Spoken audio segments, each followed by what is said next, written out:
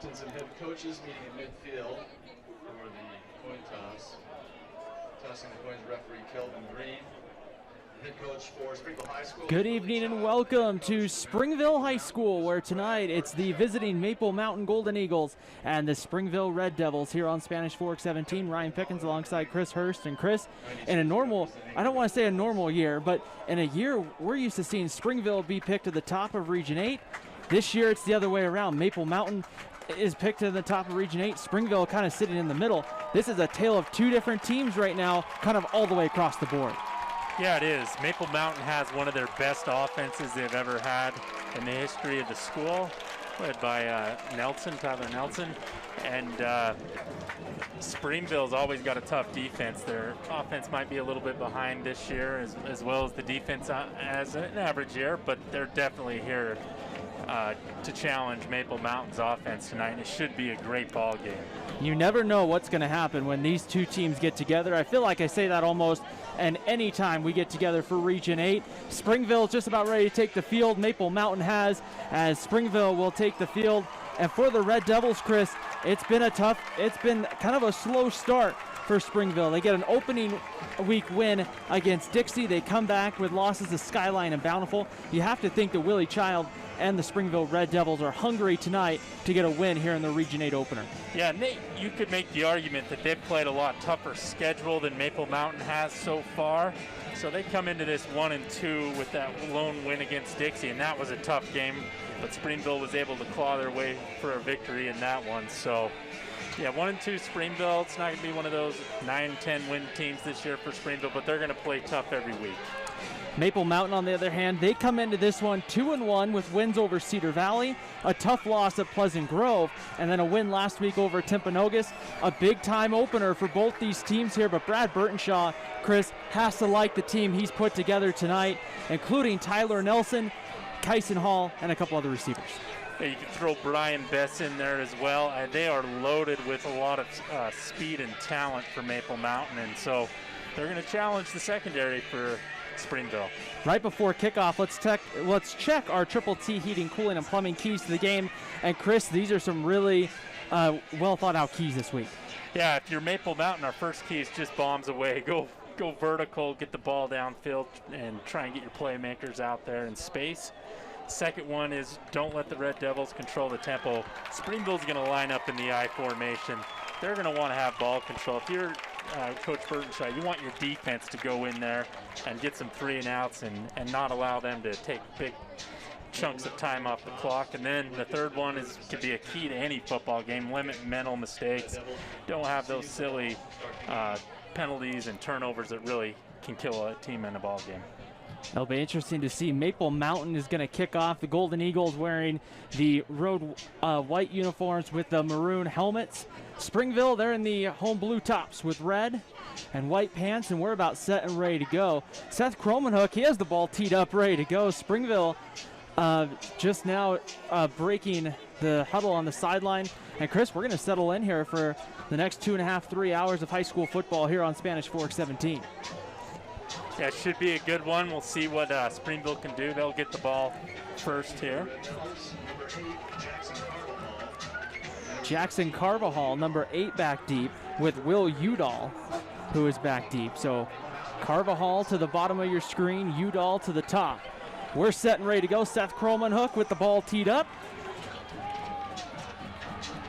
A good-sized crowd here tonight at Springville. And we're ready for high school football here on Spanish Fork 17, as this one will go deep and will be into the end zone. As I think a little miscommunication between Carvajal and Udall on the return. And we'll take a look at the Springville Red Devil offense, who the staple, Chris, of this Red Devil offense has been kind of a pro formation and kind of pound the ball. This year, though, it seems like Springville might be throwing it just a little bit more than normal. Yeah, they might be, and they're led by Delamas. Sorry, I didn't write down his first name. I don't have a roster, but Delamas is the quarterback. He comes in with 506 yards passing on the season. Caden Delamas. The Red Devil student section in front of us jumping here as we're set and ready to go. 1st and 10 Red Devils at their own 20-yard line. I formation set. here, and back to throw. DeLamas pressured from the backside, throws a completion for a first down across the 40. That is complete to number 2, Brady Mortensen on the catch, and that's a first down, Springville. Yeah, great blocking by Springville there, allowing DeLamas to find Mortensen on the post that time. So that's the way you kind of wanted to start if you're offensive coordinator Doug Bills and the Red Devils. Yeah, I imagine if you can give DeLamas plenty of time that he'll be able to throw the ball downfield to Mortensen and Mitchell. I formation set again here for Springville. Penrod and Rigtrup, who gets the carry right here on his first. Rigtrup there on the first carry, gets out to the 45-yard line. Good enough for a 4-yard pickup on first down, brings up 2nd and 6. Yeah, that time great defense by Hubbard and Murdoch as they kind of closed the gap there for Maple Mountain, ensuring that play didn't go for more than the 3 or 4 yards it went for.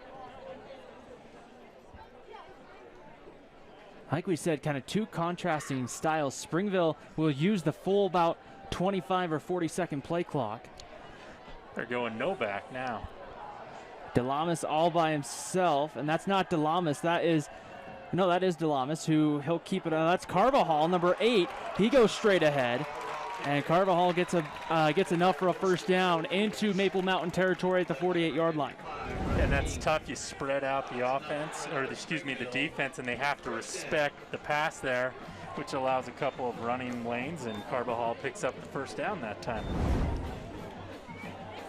And right now, Maple Mountain trying to see if they can get an early stop here as Springville's driving. 10:37 to go, first quarter. DeLamas joined in the backfield by William Penrod.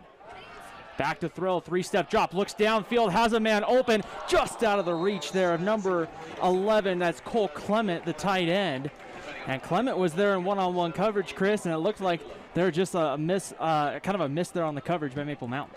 Yeah, and that ball was thrown a little late. Maybe if it would have been thrown earlier by DeLamas to Clements, they would have had a huge play. But the Springville's moving the ball well. That's their first play without a gain of 4 yards or plus.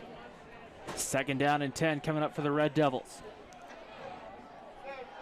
Maple Mountain looks like they're going to kind of load the box here, and that's going to open up, Chris, maybe a downfield passing attack here for Springville. Here's a pitch, trying to get outside, now going to throw it, has a man out there, but just put it out in front.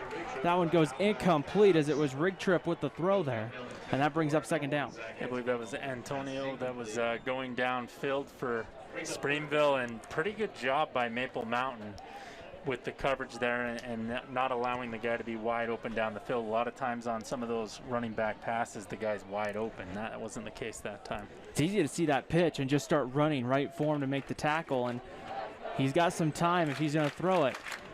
It's going to be 3rd down and 10. Ball on the 48-yard line for Maple Mountain.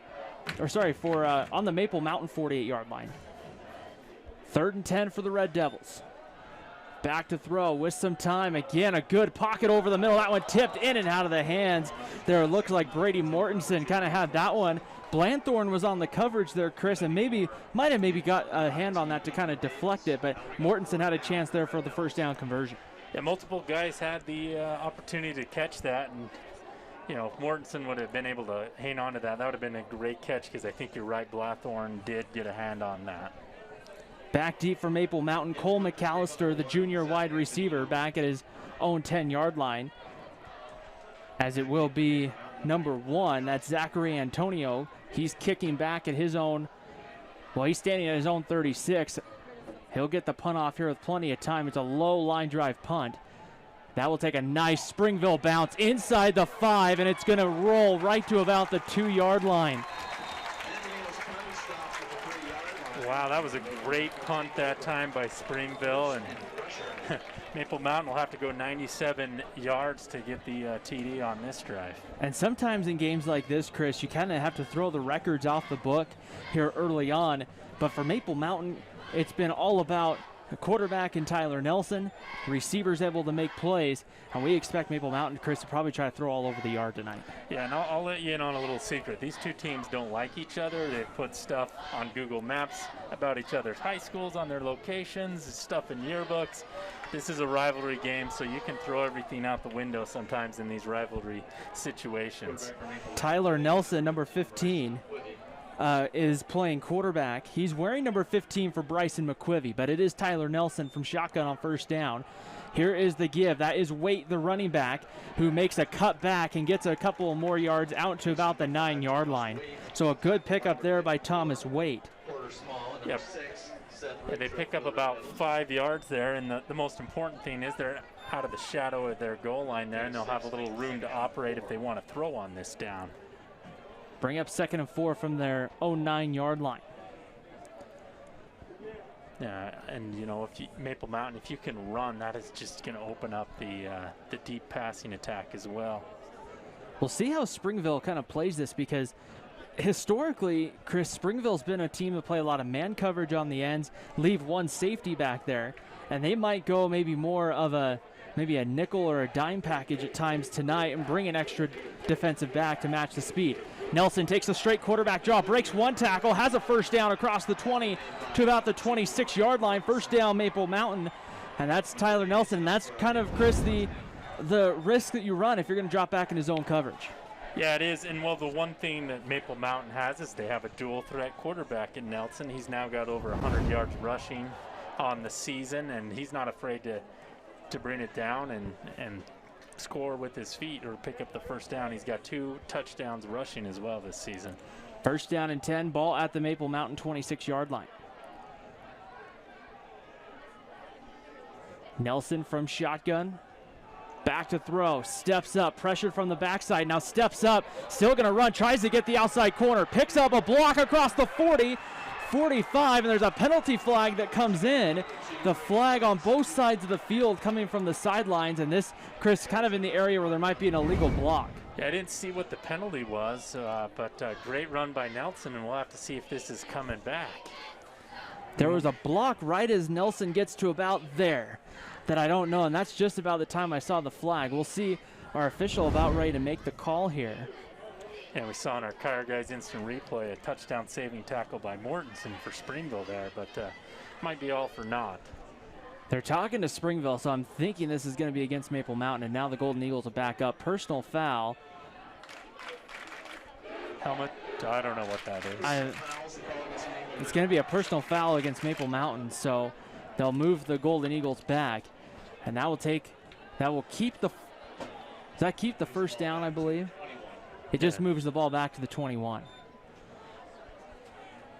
Yeah, we're going to have to Google what that hand signal is at the high school level. I didn't see it there. This is helmet to helmet, like, I don't know, skull crushing maybe?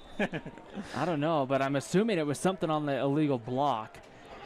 But they'll bring up 1st and 15 for the Golden Eagles back at their 21-yard line. Nelson back to throw, steps up, looks down the sideline, double coverage. That one, we're going to be hauled in. That's complete. They're saying incomplete. And they're going to say incomplete. It looked at first like it was complete. I think that was that Bess on the... It's 32. Oh, 30. Sean Pearson. And that was a good attempt to come up with it. Springville kind of got lucky there because it looked like the corner kind of grabbed some jersey there when that ball was in the air.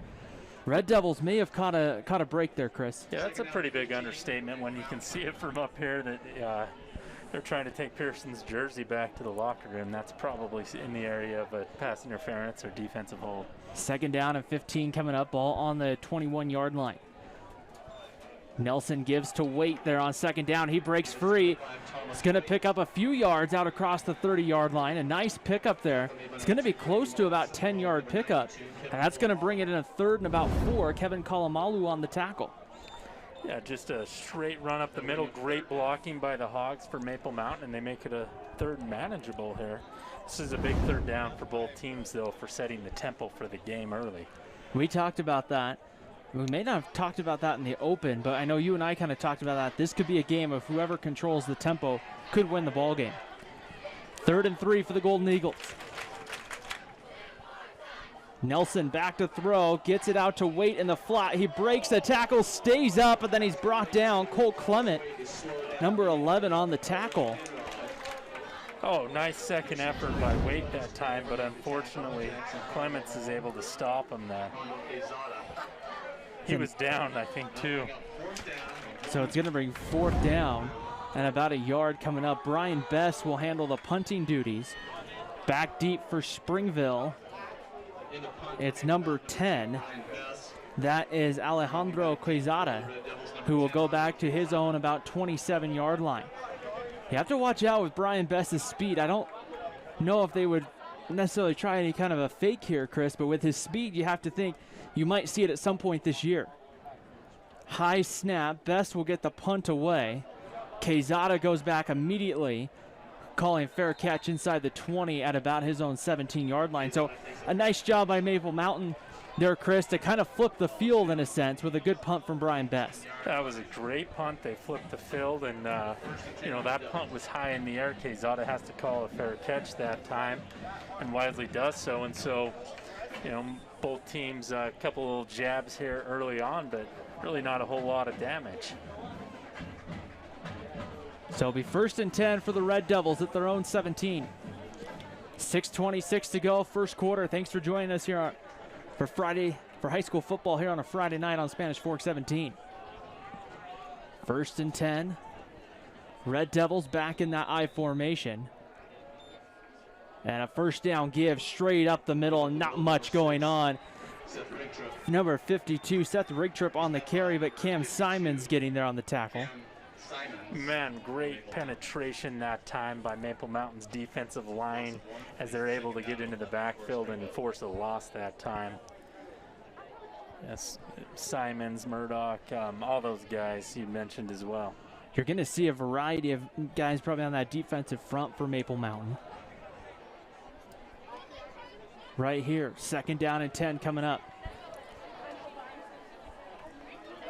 Number 3, Caden DeLamas all by himself, back to throw.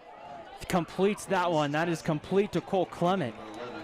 And Clement will get a couple of yards or so, but it'll bring up a 3rd and long.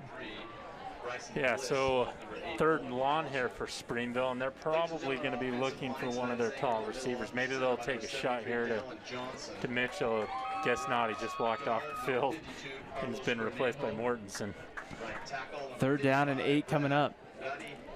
So a big 3rd and 8 coming up. 5:15 to go here in the first quarter. No score, Maple Mountain and Springville. Region 8 football underway. This one counts towards a region title. Back to throw with some time. Looking downfield, has a man out there. That's complete to Clement, who's in the secondary across midfield into Maple Mountain territory. And that's a first down to the 47-yard line of Maple Mountain.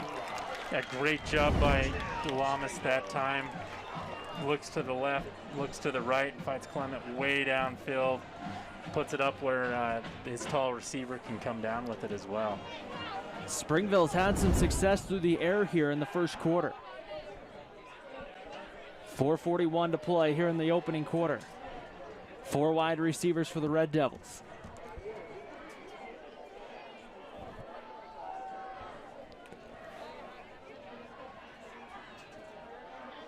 Carvajal at quarterback. He's going to keep it again on the quarterback keeper straight ahead.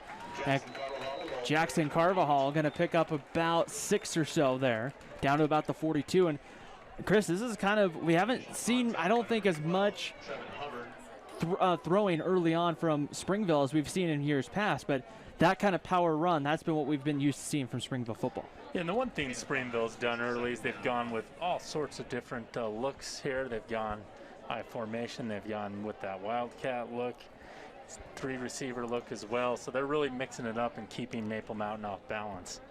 2nd down and 5, ball on the 43-yard line. Quick gain of 5 on first down. Here's Carvajal again on the quarterback keeper, gets outside, has a first down, breaks 1 tackle inside the 30, and then he's going to be forced out of bounds, I think right around the 28-yard line. But that's a good first down for the Red Devils. And again, Nothing big, nothing too fancy, Chris, just a straight quarterback keeper, as we'll see on the Car Guys instant replay. Yeah, and there was a grown man stiff arm thrown there, as we see by Carbajal, and he really used his strength and athleticism to pick up a huge gain on that play. Maple Mountain's got to do a better job of coming off the ball when Springville's in that Wildcat formation. Red Devils driving right here. Second time tonight they've been approaching the Driggs Mortgage Team red zone. First down and 10. Quezada in there again. This time he's going to keep it going to the right. Breaks stiff arms in there for break one tackle, and he's brought down. It was number 19, Ethan Davis, on the tackle. Yeah, great job by Davis making sure Carbajal, who might be a little worn out after that long run, didn't go anywhere that time. And not only does he hit him hard, but he makes sure he wraps up, which is key. Second down and 12 coming up. And we've seen that a couple of times over our first two broadcasts of the year has been over with Spanish Fork. And Chris, when you take a look at the Dons have a couple of players, we saw guys trying to tackle upper body, and that just wasn't working. Oftentimes it's better to go low and kind of just wrap up. Yeah, and if you're the second guy, you can hit hard. If you're the first, wrap up. Delamas there, his pass goes incomplete. Looking, I believe, for number 1, Zachary Antonio. Yeah, he thought Antonio was going to get kind of hooked to the left. Antonio hooks to the right. Little miscommunication that time. Results in an incomplete pass. So bring up third down and 12 here for the Red Devils. This is another big third down, but if you're the Red Devils, you can run it on this play. No reason to pass if you think you can pick up a few on the ground, because you're in 4-down territory. Right here looking to try to see if they can pick it up. Delamas from shotgun, back to throw. With some time, steps up, evades a couple of tacklers, now just tries to put it down and run. But right there to make the tackle, a heavy hit coming up from Blanthorne, the outside linebacker. And that brings up fourth down, and really no gain there on the play for the Red Devils. Great tackle that time by Blanthorne. Kind of dropped back in coverage, sees that Delamas is coming forward, and then just goes ahead and lays the wood on him and brings up fourth down. Decision time here early on for Willie Child. And it looks like the offense is on the field. They're going to go for it here on 4th and 12. They need to get to the 18-yard line to convert. Yeah, look for one of those tall receivers from the tight end or wide receiver spot on the near side of your screen. Delamas pressured in the backfield, gets rid of it, has a man. That's going to be caught. It will be close to the marker as Antonino on the catch, and that's going to be close. In fact, he's going to have it down to the 15. Yeah, I guess an inch is as good as a mile as long as you pick up the first down and get a new set of downs here. And that's exactly what Springville did with Antonio. And that puts Springville in the Driggs Mortgage Team red zone for the first time tonight with 1:13 to play here in the quarter. And what a huge pickup on fourth down that was for the Red Devils. As, otherwise Maple Mountain would have the ball, obviously. Carbajal back in a quarterback. This has been where we've seen a lot of quarterback design runs. And it'll be Carbajal this time trying to bounce it outside. Picks up a block. Maple Mountain, good pursuit there. About 3 Golden Eagles there to kind of force Carbajal out of bounds. Yeah, a couple of guys there, Saili, and I didn't write down the other number. I apologize. Making the tackle there on the outside. That was McAllister, number 8, getting in there. McAllister, I thought it was 6 for some reason.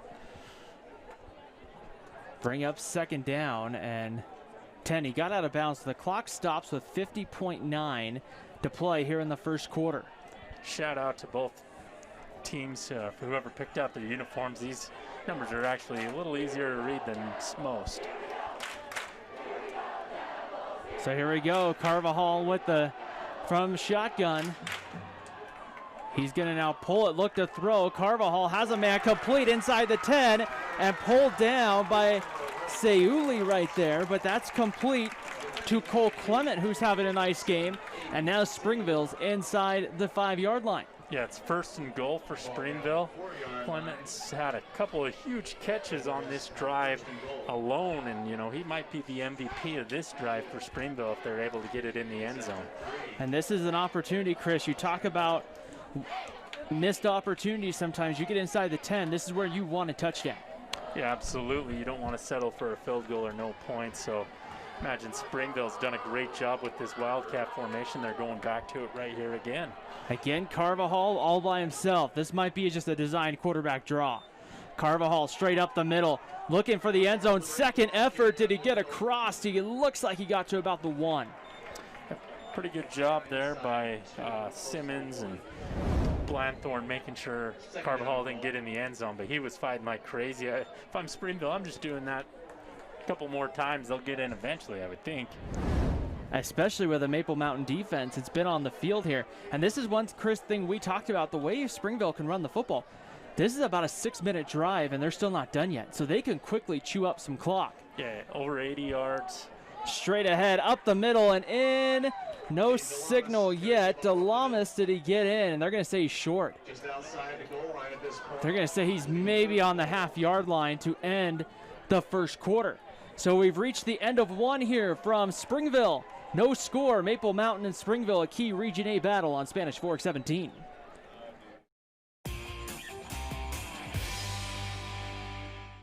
If you're looking for a workout, you know MVP Sports is the place to start, and that includes pickleball. MVP Sports has all you need to get active in this growing sport. Paddles, shoes, clothing, and the pickleballs. MVP Sports in Spanish Fork.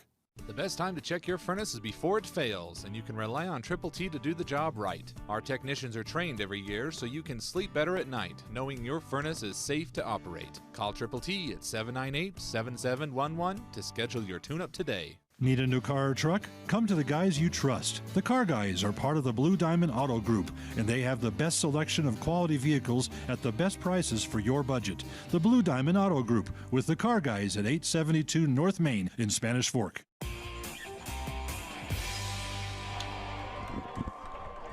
Start of the second quarter here on Spanish Fork 17. No score between Maple Mountain and Springville here. But Springville knocking on the door. It's going to be 3rd and goal from inside the 1. We're going to make the the referees here earn their money. They have to move the ball about 98, 99 yards to the other side of the field. So we'll see here with 12 minutes to play here in the second quarter.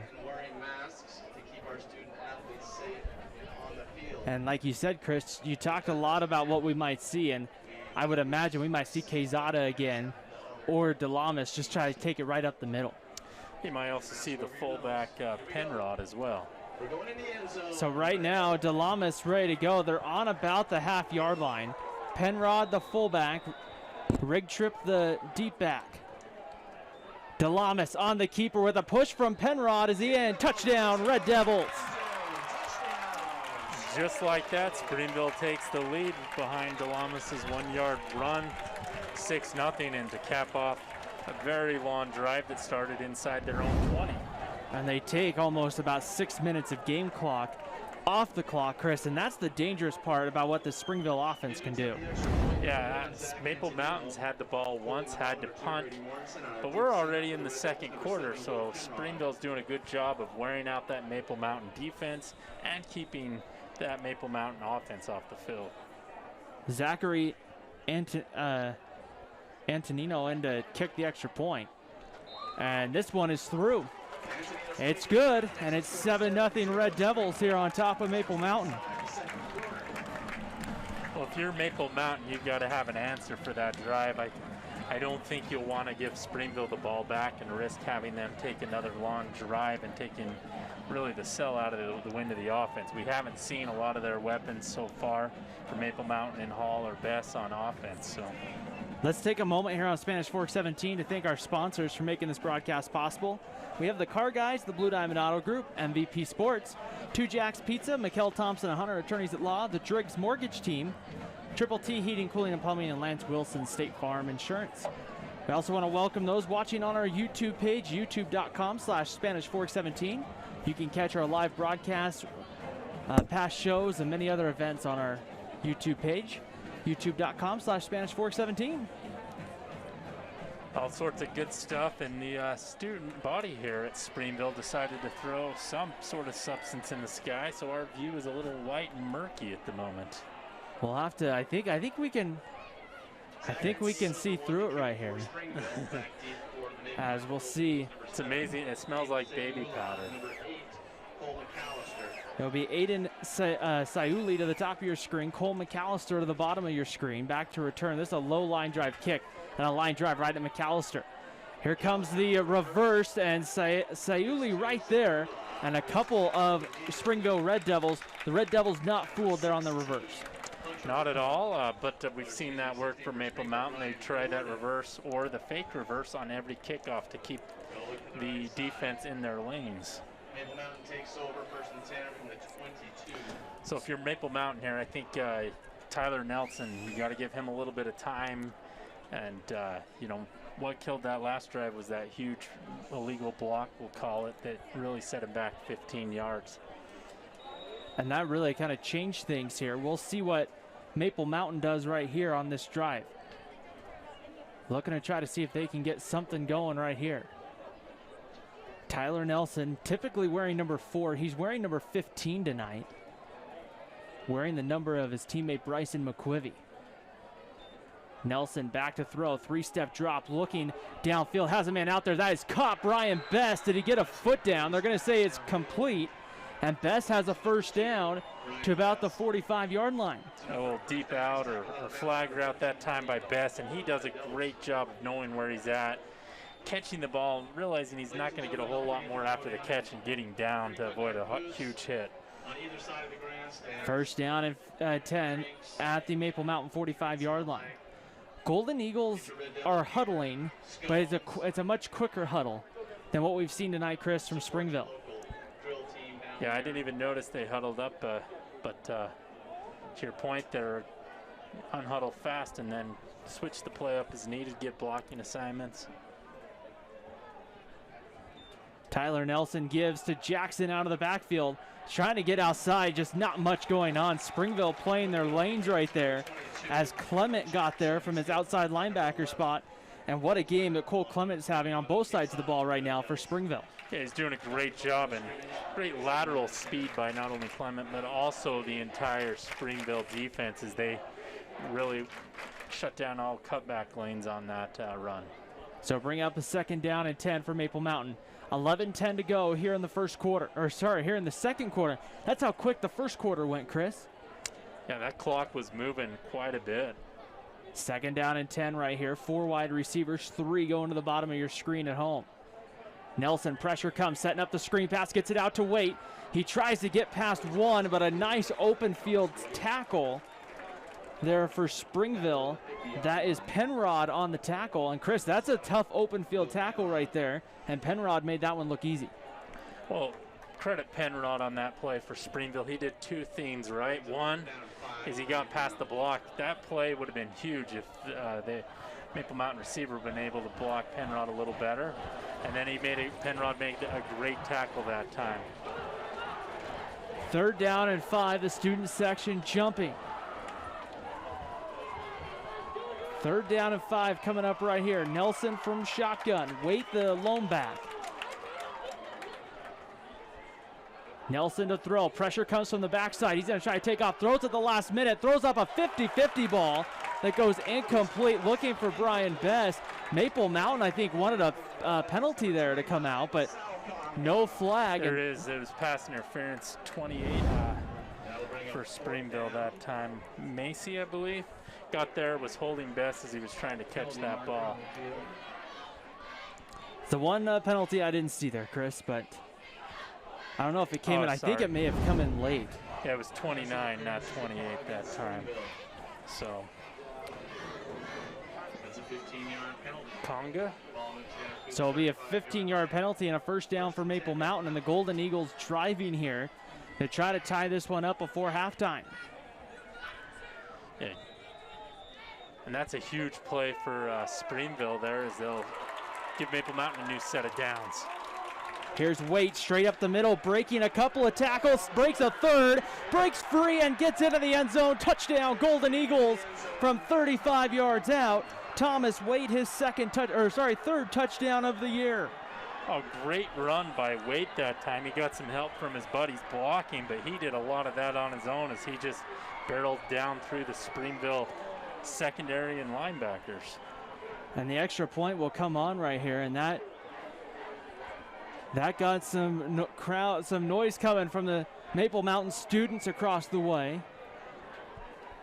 As Seth Kromenhoek will come on to try to tie this game here with the extra point.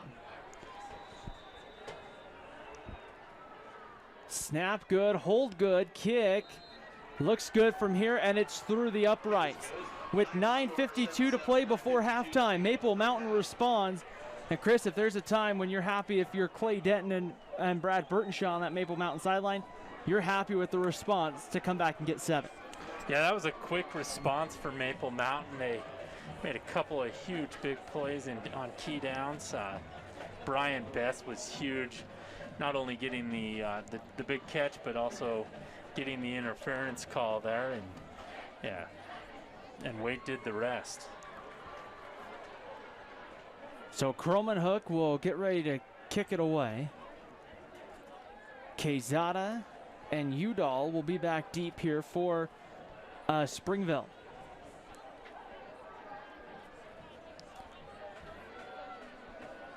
Maple Mountain's ready to go. I think Quezada being reminded by the official to tuck his jersey in. And we're set and ready to go. Kromenhoek kicks it away from the 40.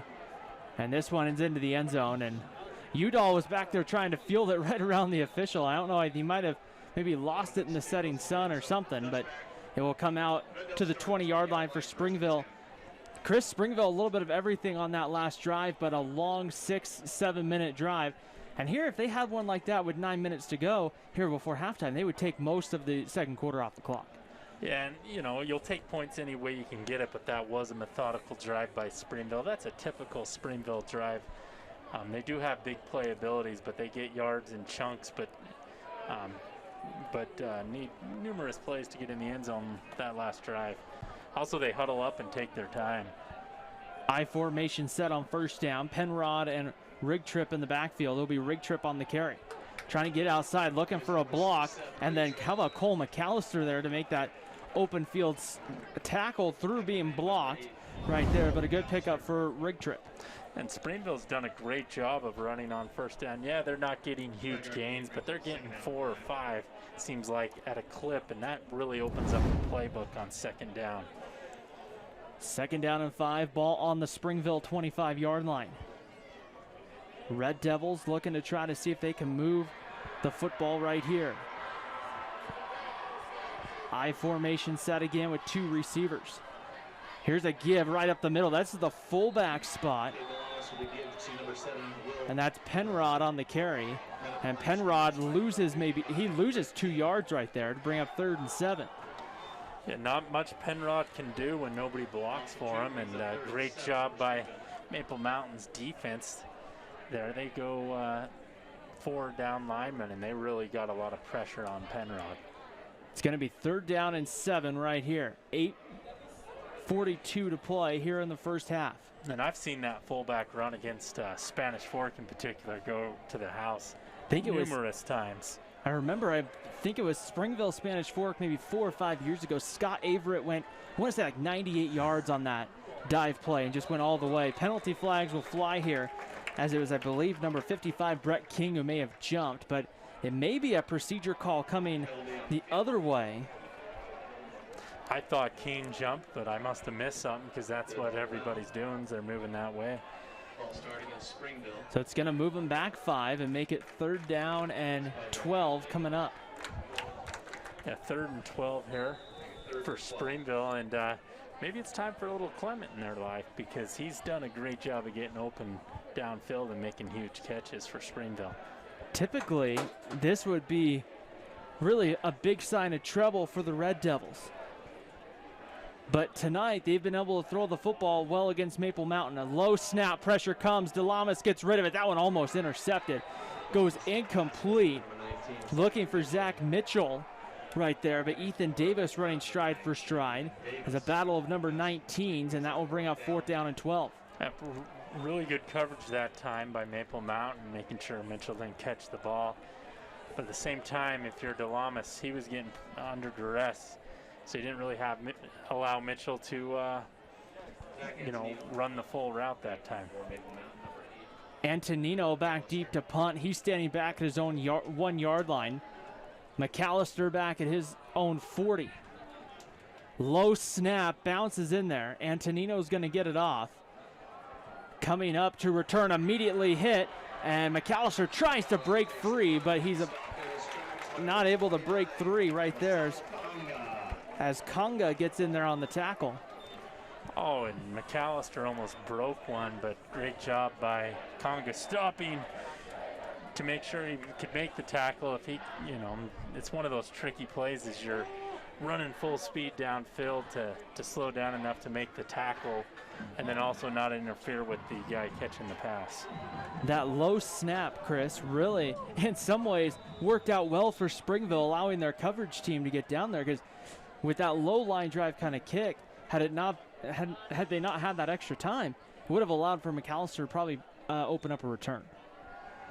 Nelson back to throw, going down the field, looking down the sideline. That's going to be complete down to the 25-yard line. That is Brian Bess, who just, again, another one-on-one kind of 50-50 ball. Yeah, he runs the fade route that time, just out duels Kanga that time, and comes up with a catch. The one person we haven't heard from is Hall for Maple Mountain. He's down here on this near side of your screen, and leading receiver for Maple Mountain coming into this game. It'll be 1st and 10 from the Springville 27. Nelson back to throw with some time, looking down towards the end zone, has a man out there, back of the end zone, just, I think, out of the reach of Brian Bess. They seem to like that matchup with Bess against Conga, and right there, that one almost worked for 6. And that's the other thing, is Maple Mountain's going to throw it deep. Oh, if they complete 50% of those passes in that distance, they're going to really score some points this season. So if you're Springville, you got to really respect the deep pass. And so I wonder if at some point Maple Mountain can throw some stuff underneath. 2nd down and 10, ball on the 27-yard line. 3 wide receivers as it's Waite right up the middle. He had the first touchdown for the Golden Eagles. There he'll pick up around 5 down to the 22. But again, Chris brings up a 3rd down and manageable. And we got a late penalty that's after the play here. I don't know if somebody said something or what, but or Brian Best threw a punch. I don't know what's going on. Something on the back end of that play. Brian Best went over to the sidelines. Now he's coming back over. It's him and Tyler Nelson. They're still kind of sorting out the penalty. Dead ball. Personal foul. Springville. 1st down. So it's going to go against the Red Devils, which I believe is going to move it half a distance down to the 11. And I don't know exactly what happened. I saw Best push somebody and then somebody pushed back. Sometimes it's the second guy that gets the call, but I don't know if somebody pushed Best before that as well. I didn't see the whole sequence. 1st and 10, Maple Mountain inside the Driggs Mortgage Team red zone. Nelson back to throw, has Waite out of the backfield, and he will score. Touchdown, Maple Mountain.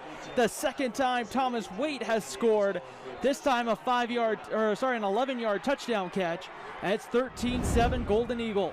Yeah, and Waite's back must be hurting early on as he's really carrying the team as far as scoring goes, and he's having himself a great game both on the ground and now in the air. Seth Cromanhook on. That's back-to-back drives. Maple Mountain has ended up in the Springville end zone as Cromanhook comes on for the extra point. Snap good, hold good, kick is good as well, and with 7:02 to play before halftime, Maple Mountain has taken the lead 14-7 here on Springville. And Chris, you're starting to see that Maple Mountain passing attack kind of really start to come out into force. Yeah, it is for sure. They've hit Brian Bess again a couple times downfield. He made some huge plays that really opened up that drive, and credit Tyler Nelson as he's doing a good job of finding various receivers, finds Waite for the touchdown that time. We'll see if Springville has an answer here. 7:02 to play here in the half. Maple Mountain, I believe, deferred So I think the Golden Eagles get the ball to start the second half. But there's still plenty of time before we have to talk about that. Quezada back deep, joined by Udall. Kromenhoek, I think, just waiting for the ready to play.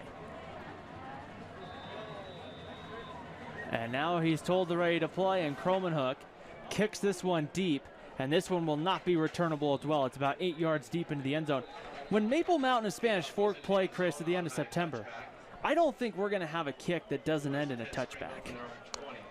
We could. It'd be called an onside kick. That's true. That's true. But that's the only one. Let's just say, for argument's sake, Chris, I could be right on that. You could be, and I guess it depends on if the kickers stay healthy. But yeah, both Maple Mountain and Spanish Fork on special teams have had huge advantages by their kickers just kicking it out of the back of the end zone this season. First down and 10 for the Red Devils at their own 20-yard line. DeLamas back to throw, and that one's going to be tipped at the line of scrimmage and batted down immediately. That one goes incomplete, brings up second down. I think that was Simons that time that got his paw up there, knocked that Caden DeLamas pass down. It's been a quiet night for Zach Mitchell, and he's been one of the leading wide receivers for Springville, and I know he's been targeted once, but other than that, I'm kind of surprised that we haven't seen more of Zach Mitchell, more at Kyson Hall. Yeah, we haven't, but the game's still early, and at the same time, they're going to Brian Bess and really using Hall as kind of a decoy. Second and 10 play coming up for Springville. Back to throw. DeLamas pressured, now throws it back, and that's complete. Rig trip out of the backfield, picks up a block. He could be gone.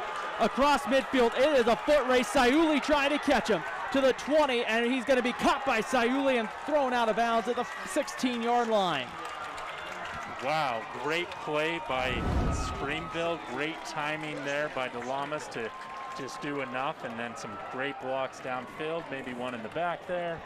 Not called, but nonetheless, huge play by Springville, and great effort by Maple Mountain Sayuli as he runs clear down the other side of the field to ensure that's not 6. And right there, I mean, Chris, that might be a preview of the spring track season in the 100-meter sprint right there. Rig trip versus Sayuli. First and 10, Springville. They're in the Driggs Mortgage Team red zone. Looking to try to see if they can even this one up. I formation. Here's the pitch outside. Rig trip down across the 10. Cuts back in at the 6. Can he get in? Ball comes loose and fumbles.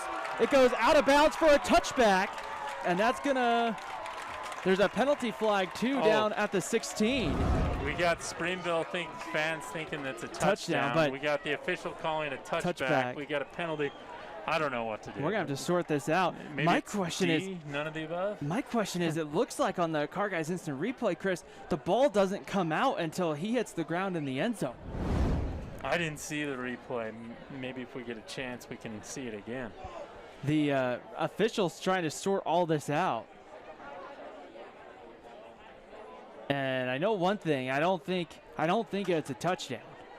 I think if anything, it's going to be a penalty against Springville, but we'll see here. The official now, there's going to be a hold against Springville.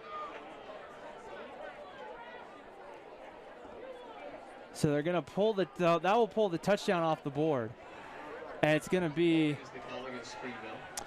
So I guess they determined it would have been a touchdown, not a touchback, because Maple Mountain would have declined that penalty. So nonetheless, they're going to move it back now. I think by looking at the replay, it's able to catch it. The ball really comes out when Rig Trip got in the end zone. So I don't think it really was a touchback. But that was the call on the field, and that's really all that matters in high school football. Well, they must have called it a touchdown, or Maple Mountain would have declined that penalty. So they'll bring it back to the 26. It'll be 1st and 20 Red Devils.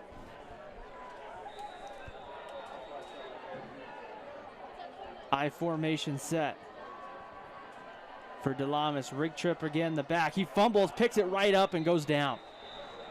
So a bad exchange there, but DeLamas able to get right back on it and brings up 2nd and 10. You just kind of feel like, Chris, that's a big momentum shift. having the game-tying touchdown of that coming off the board. Yeah, we'll have to see if Springville can dig down deep to get those points back on the board, as that penalty was a touchdown killer. 2nd down and 22 after a loss of 2. I formation set here for the Red Devils.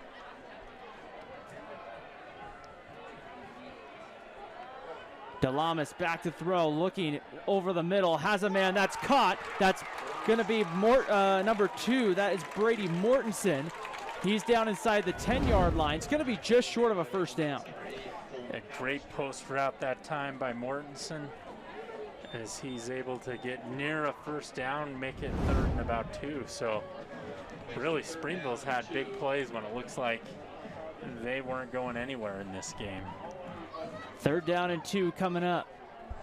Red Devils back inside the Driggs Mortgage Team red zone. Right here, I formation set, rig trip the deep back.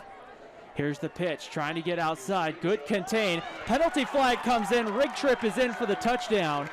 But we'll have to wait and see for the penalty flag, and by the early indications, it looks like this is coming back against Springville. Another touchdown killing penalty possible here. Rig trip able to find his way in. The 2nd time, the officials having another conference there about the 9-yard line, and Springville's walking back, which tells me that the offense already has a good indication that it's going to be against the Red Devils. Yeah, if you're rig trip, that's got to be frustrating. You're super excited to get in the end zone again, and another penalty will prevent or negate the touchdown.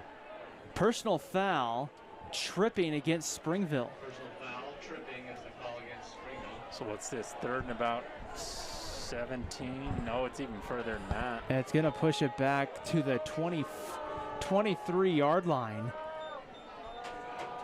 So instead of a 3rd and manageable, now it's 3rd what, Chris? 6, 23, I don't know, 17. So 3rd and 17 here.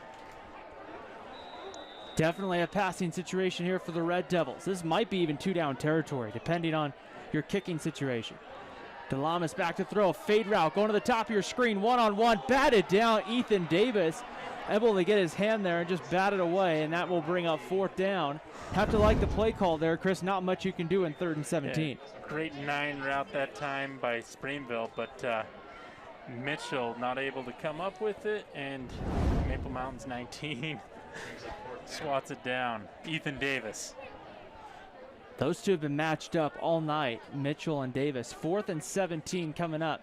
Springville looks like they're going to go for it right here. If they were to kick the field goal, it'd be an over 30-plus yard kick. So that's kind of in your if range at the high school level. They need to get to about the 7-yard line for a first down.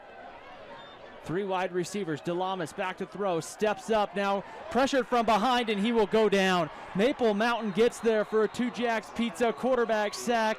That will be a turnover on downs, and the officials quickly blowing the play dead, as I think there might have been some pushing and shoving at the end of that play. And Golding with a great sack for Maple Mountain, but if you're Springville, that's got to be heartbreaking on that drive. You score a couple of times there, negated by different type of holding or tripping penalties, negates 6 points. So Springville calls a timeout and will regroup here. Willie Child wants to talk about it with 4:55 to go. This is, or here in the first half, this is the dangerous part for Springville, Chris. Maple Mountain has the ball, end of the half. They get the ball, start the 3rd quarter.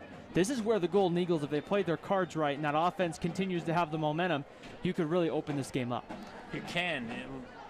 Best case scenario for Maple Mountains, they take, I don't know, about 4:55 off the clock and end up in the end zone, get the ball to start the 3rd quarter, end up in the end zone. All of a sudden, you've got yourself a 28-7 lead. So if you're Springville, it's a huge possession here to try and get a stop and get that ball back before the end of the first half.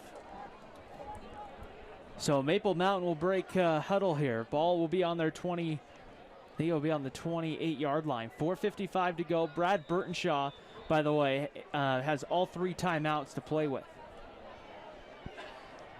So potentially it wouldn't be out of the ordinary, Chris, to have 3 possessions here in the next about 4:55 plus the start of the 3rd quarter. Tyler Nelson takes a quarterback draw up the middle, spins past one, breaks a tackle. He's brought down around the 42-yard line. Brady Mortensen in on the tackle, but a good enough for a Maple Mountain first down. A great job up with the quarterback draw that time by Nelson. Breaks a couple tackles and picks up a first down. And that dual threat ability he has really makes it tough for teams to game plan against him. So here we go. First down and 10, Maple Mountain at the 43-yard line. Golden Eagles trying to move the ball again. Nelson again, quarterback draw. He'll get about 5 or 6 there. A couple of Red Devils getting there on the tackle. Yeah, Penrod leading the way for Springville that time, but at the end of the day, still the damage is done after a 5-yard run. Maple Mountain really moving the ball well so far.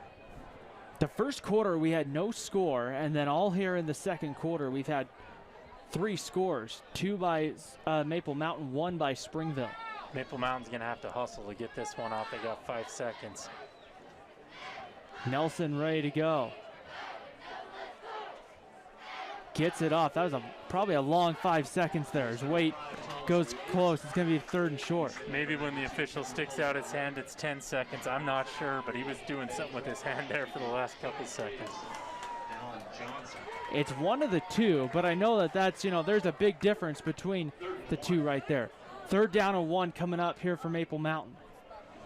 And you have to kind of like the idea potentially of the quarterback draw here. Yeah, Waite's not in the backfield. They got 22 Jackson in there. Boy, this almost might be 2-down territory. Nelson trying to get outside. Springville's there. The Red Devils, nice job, rig trip. Number 6 getting there from his linebacker safety spot there to come up and make this tackle. Decision time for Brad Burtonshaw here on 4th and 1. A great tackle by Rick Tripp there, making sure Nelson didn't get anything after contact. And 4th down here, Maple Mountain's going to go for it. I just get the feeling like that's kind of just the gut feeling I have, Chris. I think they should just line up and hand the ball to Waite, but he's not in there. You may see the hard count as well. That's something to keep an eye on right here. Maple Mountain spreading it out. 5 wide receivers.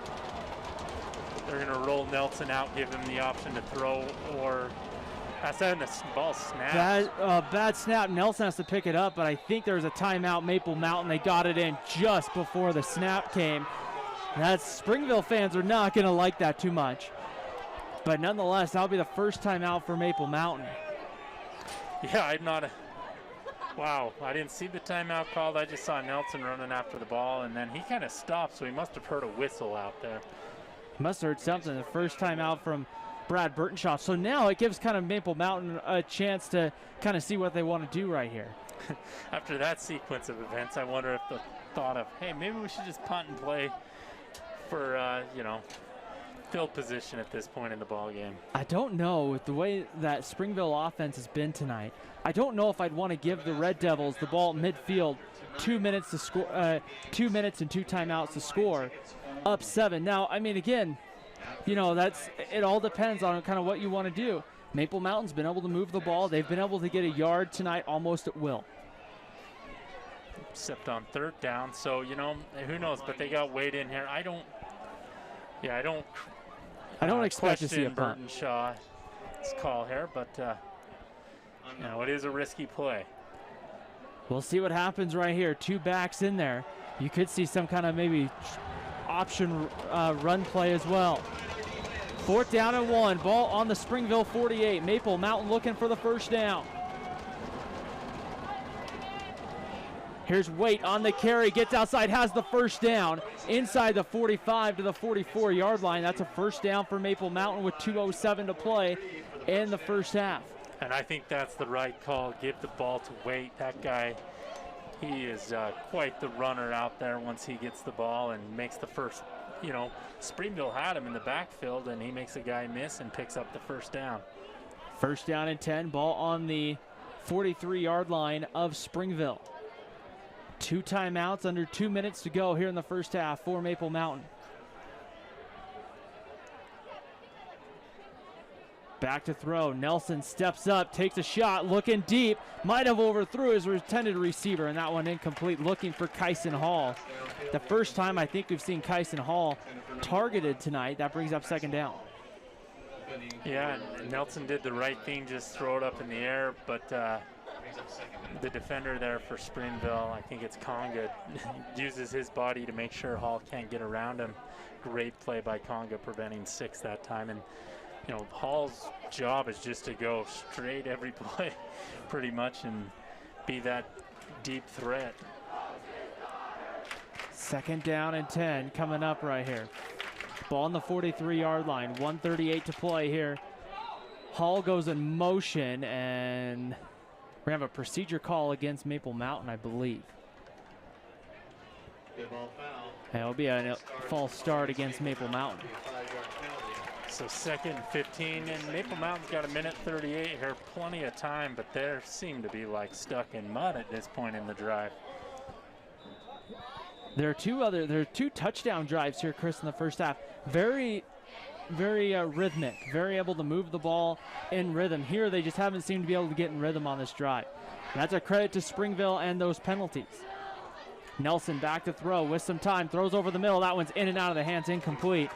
Looking for number 23. That was Johnny Curl, the senior tight end. And Springville's great coverage that play, except for they left Waite wide open, nobody on him.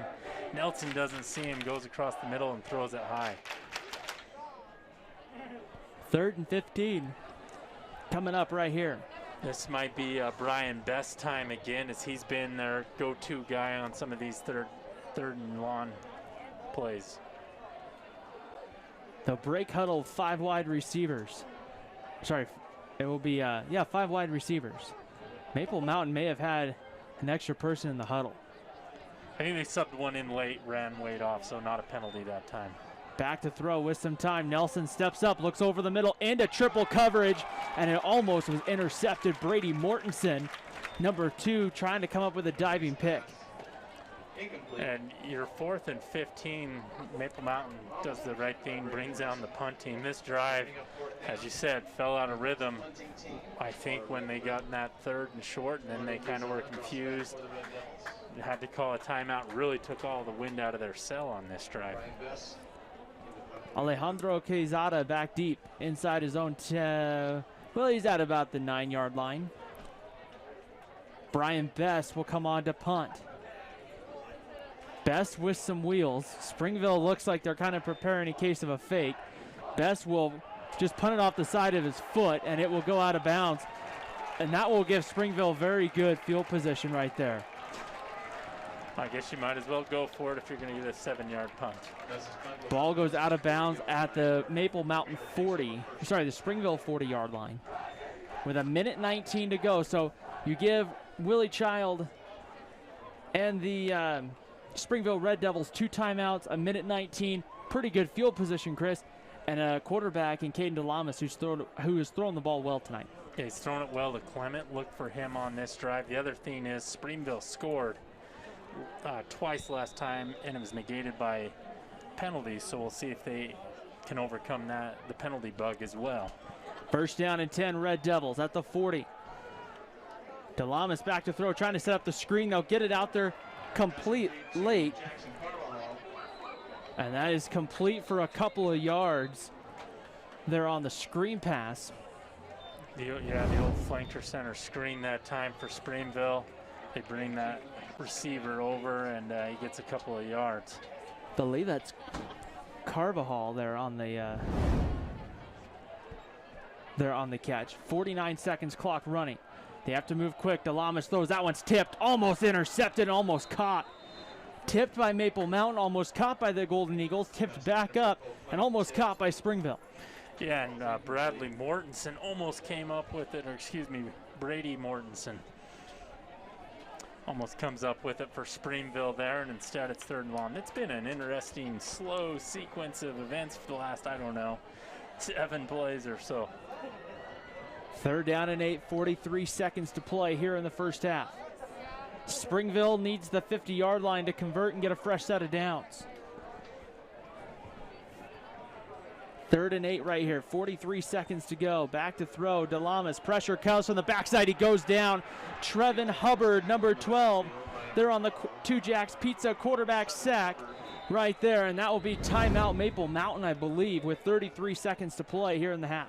Yeah, great job by Hubbard as he almost knocked the ball out of DeLamas' hands that time. And Maple Mountain uses a timeout. Well, they'll get the ball back. We'll see if they can get in a little rhythm. Only 33 seconds here. But another opportunity to score. Ready to go right here. It will be 4th down and 15. The punt team will come on with 33.8 on the clock. And the question's going to be for right now, Maple Mountain, Chris, probably looking to get the ball back somewhere around 25 seconds or so with 2 timeouts. Yeah, and if you're Maple Mountain, go for the block in this situation. Just make sure you don't rough the punter, obviously, but at the same time, I'd be bringing the pressure if I'm Maple Mountain.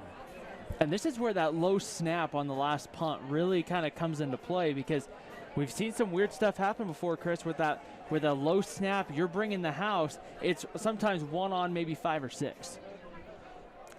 Yeah, so, and we've seen at this high school level some interesting snaps from the deep snappers that have caused all sorts of points and issues. So if you're Springville, hopefully that's not an issue on this play, because that can really change the trajectory of a ball game.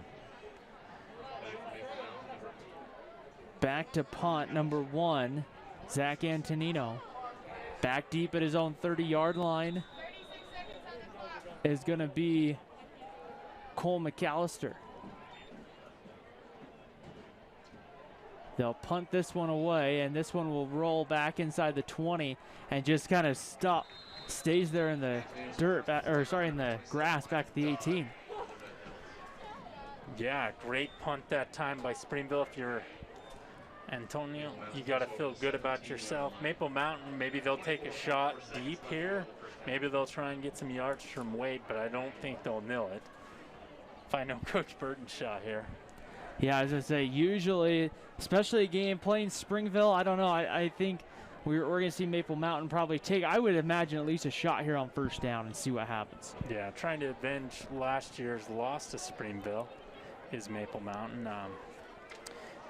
I don't know how often Maple Mountains beat Springville. That's what I was trying to. If it's even happened, I guess I'll have to look at halftime. Springville's been really at the top of Region 8 for so long. This is the first year Springville, as here's McAllister going to be on the sweep. And timeout, it looks like, called. We'll see who's going to call it here. It's Maple Mountain. And Maple Mountain will call that, and that will be their final timeout with 17 seconds to go. This is kind of a weird year. Usually Springville, Chris, picked at the top of Region 8. We're used to seeing the Red Devils be, at the top of Region 8, make it to probably at least the state quarterfinals. And this is probably maybe one of the younger teams that Springville's had in a while. Yeah, it is. Last year, I think they might have been 6-4. Still a good record, but not as high as they have been in the past. But maybe they've turned into a basketball school here at Springville. Springville had a good year over in the basketball realm of things. That's for sure. And that's one thing, I didn't get a chance to call a lot of basketball games, but I will say, Chris, some of my favorite basketball games that we've called here on Spanish Fork 17, well, that I've called with Jerry Huffman. You and I have called a couple, but I don't think we've called Springville, Maple Mountain, or vice versa. And that's a fun place to be in this gym here at Springville High School for when those two schools get together. Yeah, it is. And had the privilege of, I didn't play on the team, was nowhere good enough to do that, but play with Chad Jacobson, who was the Gatorade Player of the Year when I was a senior. And man, that was a lot of fun. The times I've been here since, but when I was in high school, we had a lot of fun at the basketball games. 2nd down and 5, ball on the 22-yard line. Nelson's going to take it. Now he's going to pitch it back. They're going to look to throw. I think that's Kyson Hall, number 1, with the football. Throws at the last minute across his body, incomplete. I think they were looking to try to go back to Tyson, or sorry, not to Tyson, but to Tyler Nelson. And that one might have been Brian Bess actually trying to throw it.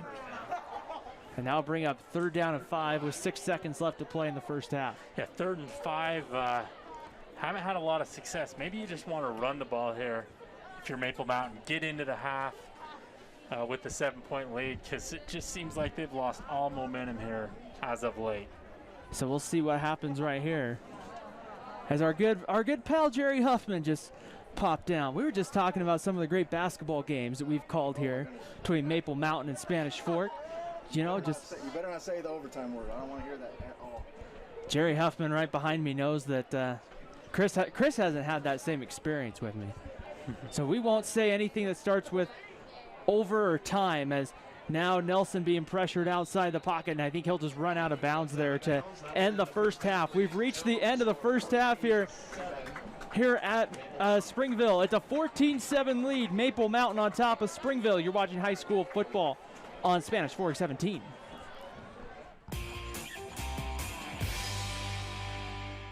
Nobody plans on getting in an accident, but if you do, you can rely on the expertise of Mike McKell to protect and fight for your rights. Specializing in personal injury law, Mike McKell is the attorney you need. Call McKell, Thompson & Hunter, 801-798-9000. Well, it finally happened, Zachary. Somebody burned down my she shed. The she shed was struck by lightning. Zachary, is my she shed covered by State Farm? Your she shed's covered, Cheryl. Go with the one that's here to help life go right. State Farm. Call State Farm agent Lance Wilson today. I definitely recommend the Driggs team. They're amazing. Hi, I'm Greg with the Driggs Mortgage team, where we believe there's no substitute for experience. Stop by our office today on Main Street and let us help you get into your brand new home.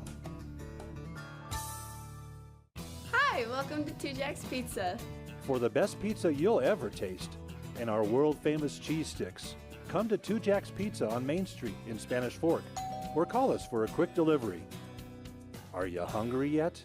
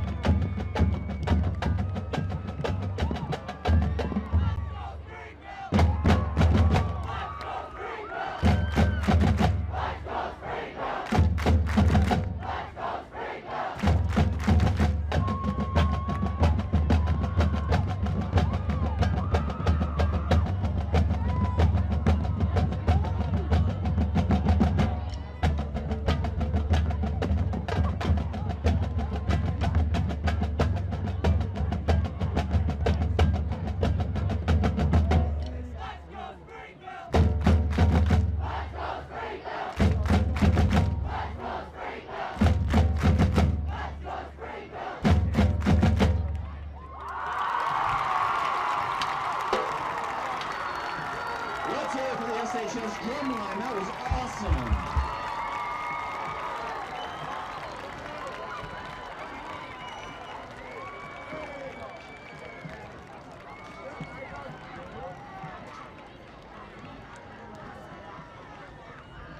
And now welcome out your Springville drill team. Remember, they have a stone booth set up south of the bleachers, so head over and get one after their performance, of course. The DeVelles are sponsored by Johnson Tire Pros, Integrated Medical Associates, Landmark Realty, Springville Meat Company, and Utah Valley Endodontics.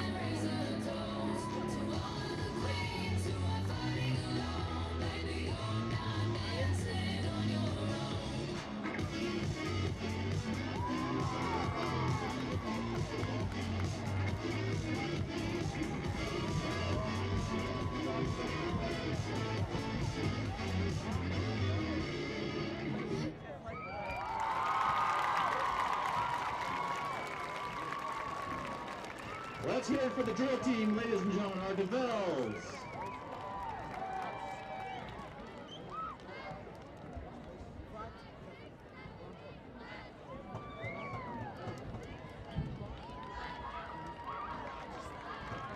We will now have the Springville High Dance Company and the Maple Mountain Dance Company perform together a piece choreographed by the company's officers. These officers are Whitney Jarman, Ashley Garrido, Brooklyn Yost of Springville, Bryn Belka, Paige Burtonshaw, Makaya Kearns, and Juliana Matisse of Maple Mountain. Both companies are directed by Carla K. Palkerman. Please welcome SDC and MMDC.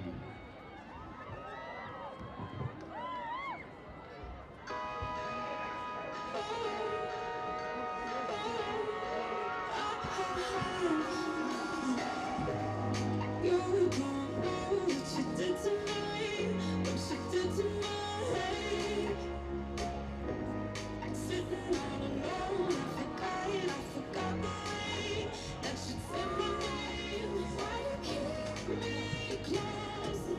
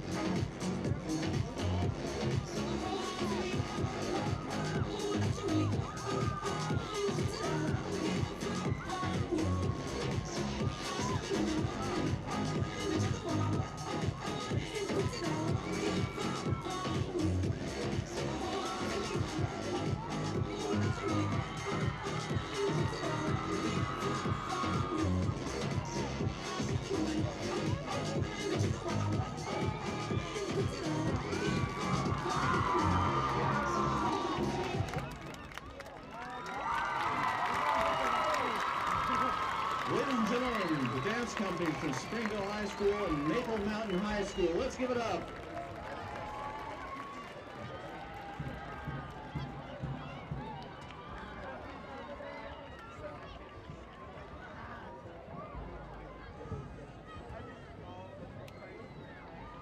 And now welcome to the field, the Springville High School cheerleading squad. They'll be performing a number choreographed by their own Brooke Gabler.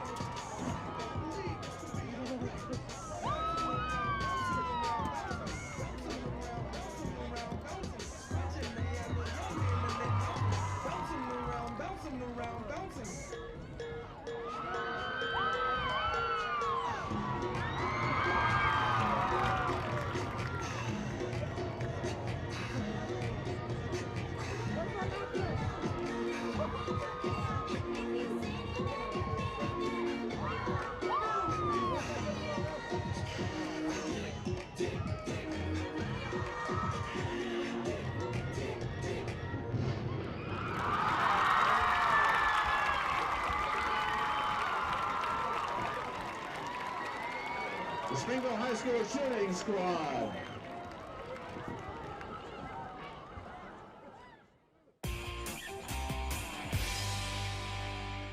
Need a new car or truck? Come to the guys you trust. The Car Guys are part of the Blue Diamond Auto Group, and they have the best selection of quality vehicles at the best prices for your budget. The Blue Diamond Auto Group with the Car Guys at 872 North Main in Spanish Fork. I definitely recommend the Driggs team. They're amazing. Hi, I'm Greg with the Driggs Mortgage team, where we believe there's no substitute for experience. Stop by our office today on Main Street and let us help you get into your brand new home. If you're looking for a workout, you know MVP Sports is the place to start, and that includes pickleball. MVP Sports has all you need to get active in this growing sport. Paddles, shoes, clothing, and the pickleballs. MVP Sports in Spanish Fork. The best time to check your furnace is before it fails, and you can rely on Triple T to do the job right. Our technicians are trained every year so you can sleep better at night, knowing your furnace is safe to operate. Call Triple T at 798-7711 to schedule your tune-up today. Hi, welcome to 2 Jack's Pizza. For the best pizza you'll ever taste and our world-famous cheese sticks, come to 2 Jack's Pizza on Main Street in Spanish Fork, or call us for a quick delivery. Are you hungry yet? Well, it finally happened, Zachary. Somebody burned down my she shed. The she shed was struck by lightning. Zachary, is my she shed covered by State Farm? Your she shed's covered, Cheryl. Go with the one that's here to help life go right. State Farm. Call State Farm agent Lance Wilson today. Nobody plans on getting in an accident, but if you do, you can rely on the expertise of Mike McKell to protect and fight for your rights. Specializing in personal injury law, Mike McKell is the attorney you need. Call McKell, Thompson & Hunter, 801-798-9000.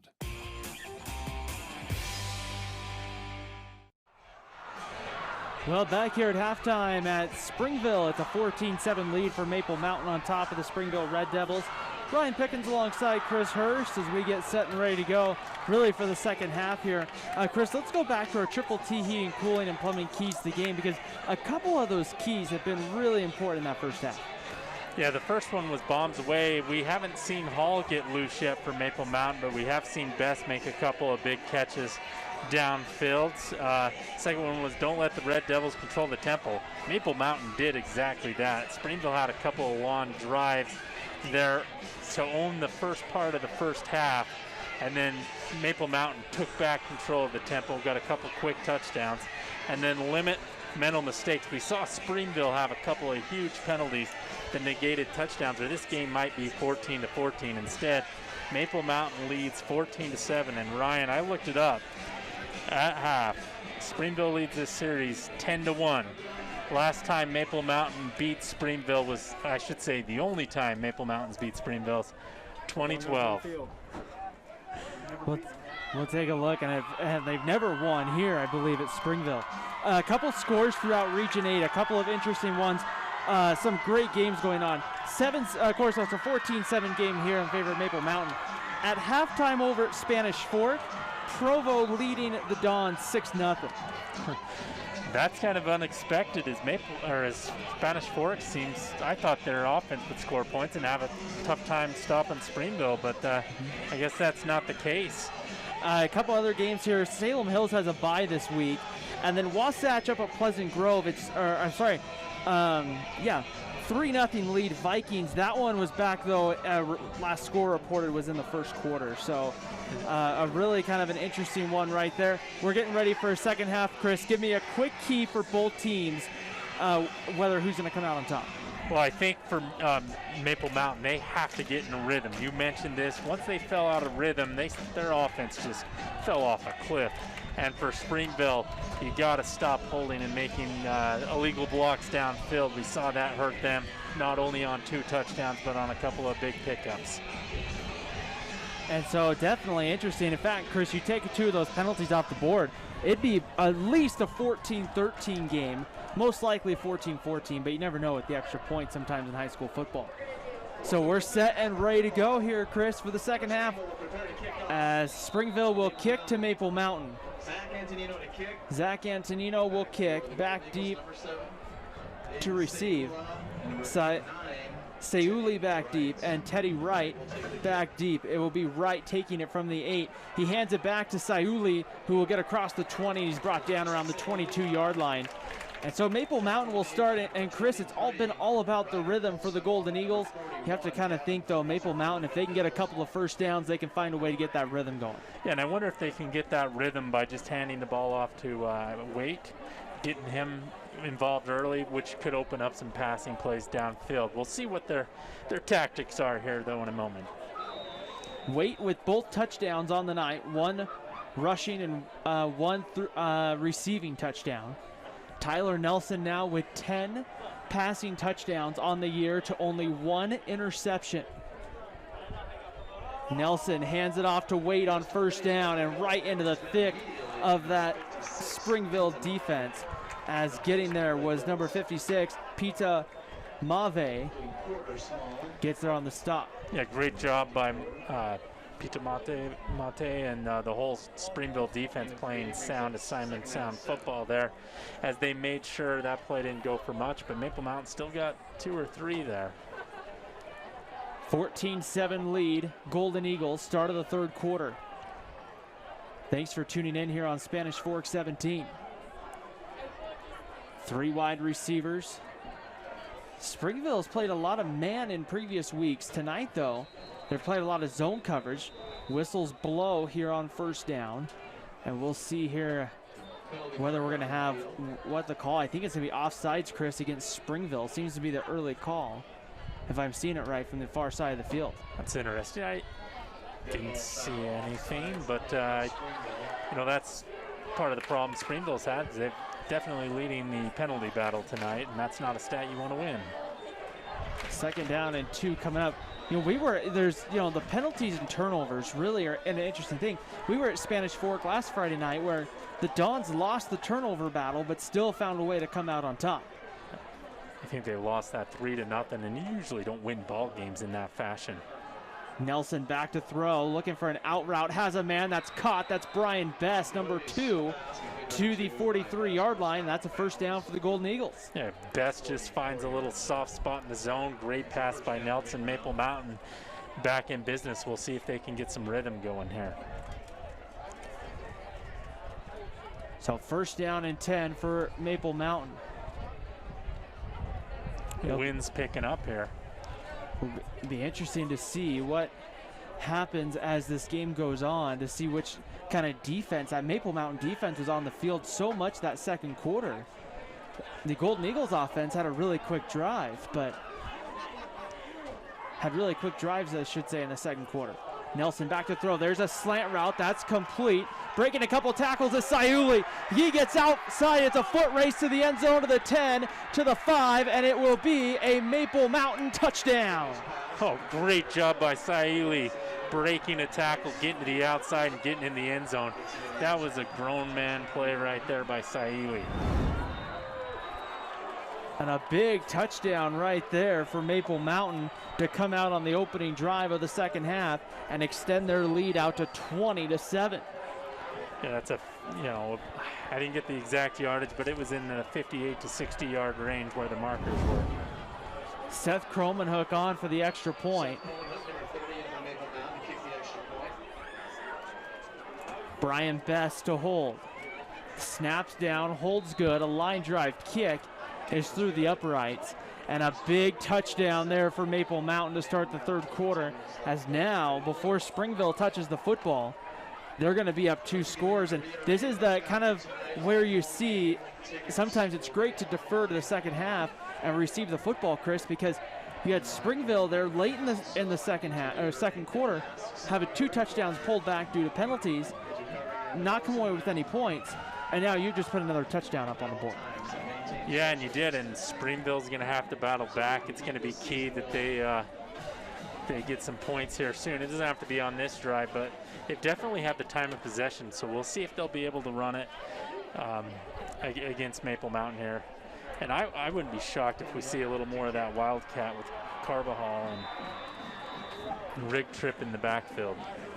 Ready to go. Here's the kick by Kromenhoek, and that one goes deep into the end zone, and it will come out to the 20-yard line for Springville. Yeah, so Springville will once again get it on the 20 here. You know, and I wouldn't abandon the game plan if they wanted to come out in the second half and establish the run. Springville's got plenty of time to do it, plenty of time in this ball game. And, you know, keeping Maple Mountain's offense off the field might, you know, really help and get them frustrated.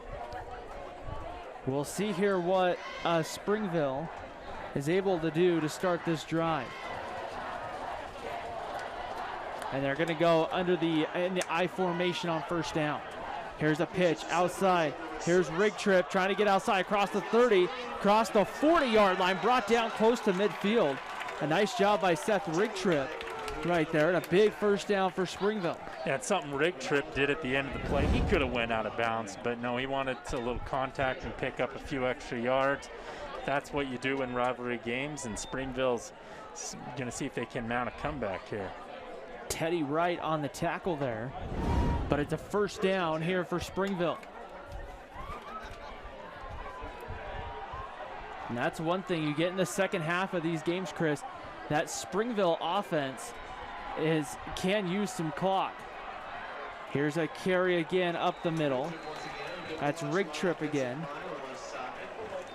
Springville's offensive line is firing off the ball, and Rig Trip is, you know, using that momentum to get huge pickups so far in this quarter. Second down, 2 yards to go. 8 yards on that first down play. Brings up a second short here for the Red Devils. We haven't seen Springville really take a shot over the top yet. I don't know if you will see that at all. Here's a pitch outside. Rig Trip trying to turn the corner. Cuts up into the inside. Breaks free to the 20. Makes a man miss at the 25. A penalty flag comes back into play at around the 30. Rig Trip's in the red zone down to the 15. But by the looks of it, it looks like this one could be coming back. And that's very frustrating for this Springville staff. Billy Childs, Coach Bills, to get a lot of these long runs potentially negated, but we'll see. Maybe this one's going against Maple Mountain. We'll see here. The penalty came in from the side judge here, and it's going to be against Maple Mountain, it looks like, which will be a big help to the Springville Red Devils here. It's going to be a personal foul face mask penalty, which moves at half a distance to the goal, I believe, Chris, from where the end of the run took place.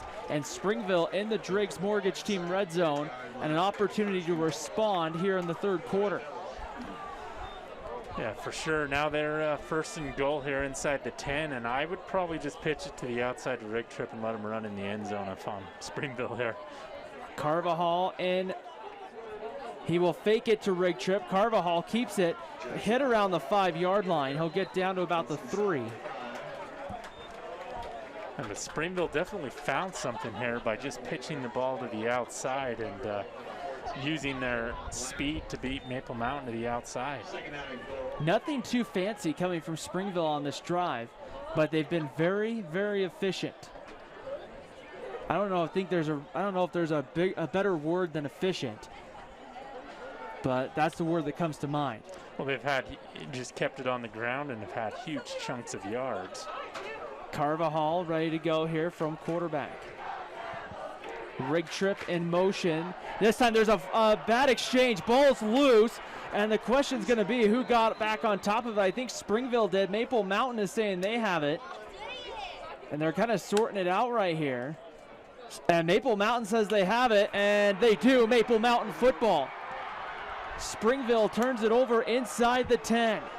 And that's huge, and Springville really they were running the ball well with Delamas just pitching it to rig trip. They bring in Carvajal to run the Wildcat, and they have a turnover there as they've been moving it, right down the field. So Maple Mountain dodges a bullet there, picks up the fumble, and they're back in business with a 14-point lead, looking to add to that, get their first win ever at Springville. Would you take a look at those teams who have been some of those teams that Brad Burtonshaw's put together? That just lets you know how good Springville's been over the course of the last decade or so. Yeah, I think the one year that Springville had a really down year was 2012. I think they only won 1 or 2 games that season, and Maple Mountain took advantage of it. Tyler Nelson back to throw on first down, looking towards the sideline, has Kyson Hall, and Hall steps out of bounds at around the 12. Or sorry, no, that's going to be about the 21. Sorry. Right there, but that's a first down. Yeah, first down Maple Mountain. Get outside of the, the red zone there, if you will, and run some time off the clock. Maple Mountain's huddling a little more, taking a little bit longer. Sometimes that's gotten them out of rhythm, though. First and 10, Golden Eagles right here. Waite in the backfield, joined by Tyler Nelson. 3 wide receivers, and Nelson with the bad exchange there, and he falls right back on the football. Yeah, Nelson saw what happened to Springville. He's not taking any chances. He just jumps right on there and lives for second down. And that's really the safest play as a quarterback. Sometimes you'll see it where they'll try to pick it up and just quickly throw it away. But sometimes, Chris, just easier to take the yardage and go. Yeah, sometimes you try and pick it up, or you bobble it, a defensive lineman picks it up and gets 6. So, yeah, it's just critical to get that snap clean. A loss of 5 on first down for Maple Mountain, 2nd and 17. Back to throw. Nelson with some time, steps up. Now he's going to run, trying to get outside. He's going to have a first down, picks up a block, and he's out of bounds at around the 33-yard line. But I think there might be a penalty flag on the play, at least given the looks of it. I'm not seeing one. Sorry, but it just kind of gave that impression. But there's no penalty flag. That's a first down for Maple Mountain. Yeah, and it's weird. Maple Mountain's huddling like 20 yards away from the ball. And I think that's kind of why I thought there was a penalty somewhere.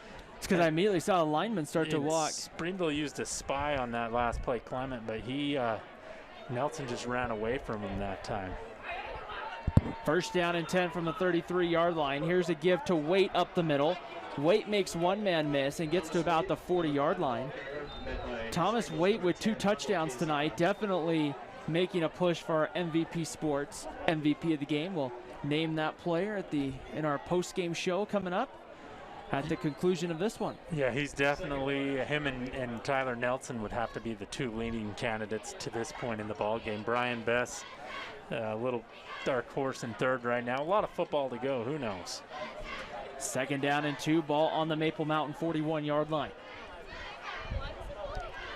Here's Quinlan Jackson. Oh, it's Tyler Nelson. He pulls it. He's going to have a first down, still moving the legs, and he's going to get to right around midfield.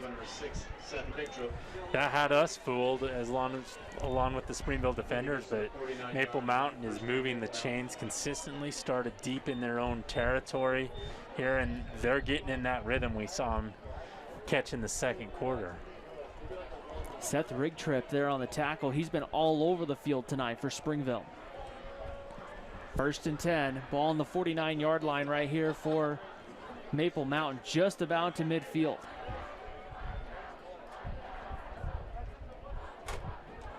Nelson back to throw with some time. Has that one to Brian Bess.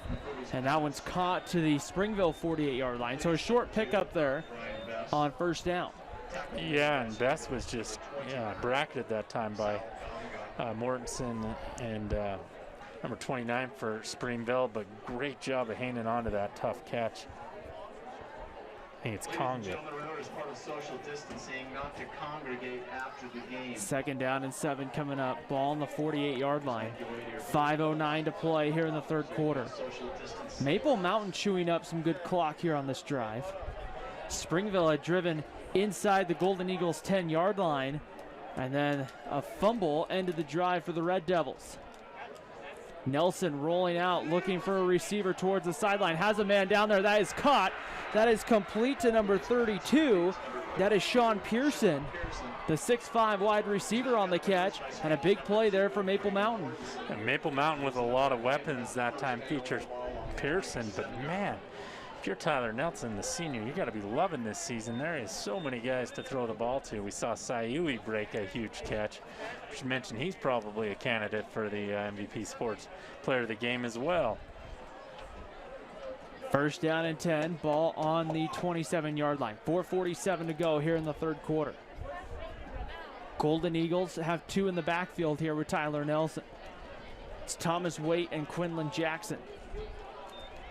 Nelson back to throw with some time. Throws it over the middle into some traffic. It's complete down to the 31.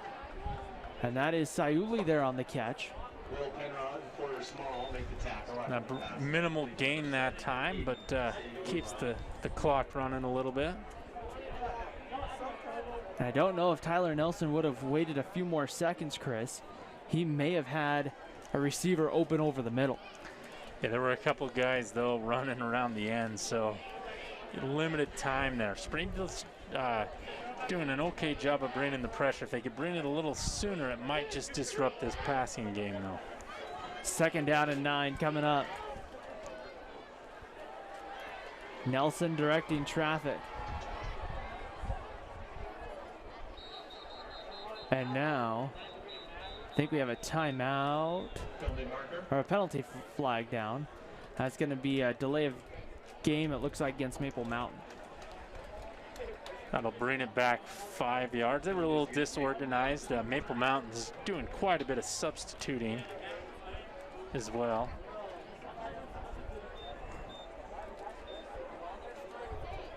So it's going to push it back here. It's going to become a 2nd and 14. Coming up here for Maple Mountain. 3:54 to play here in the quarter. 4 wide receivers for Tyler Nelson. Nelson back to throw with some time. Stepping up, throws towards the sideline. Has a completion of Brian Best. Puts his foot in the ground, spins, makes a couple of men miss. Drags the defender inside the 10, still on his feet, down to about the 6-yard line. Wow. Nice spin move there by Brian Best as he just carries multiple Red Devil defenders down near the goal line. As we see here on the Car Guys instant replay, this first move just puts his foot and just turns and just does a nice job being able to just make a couple of those defenders miss.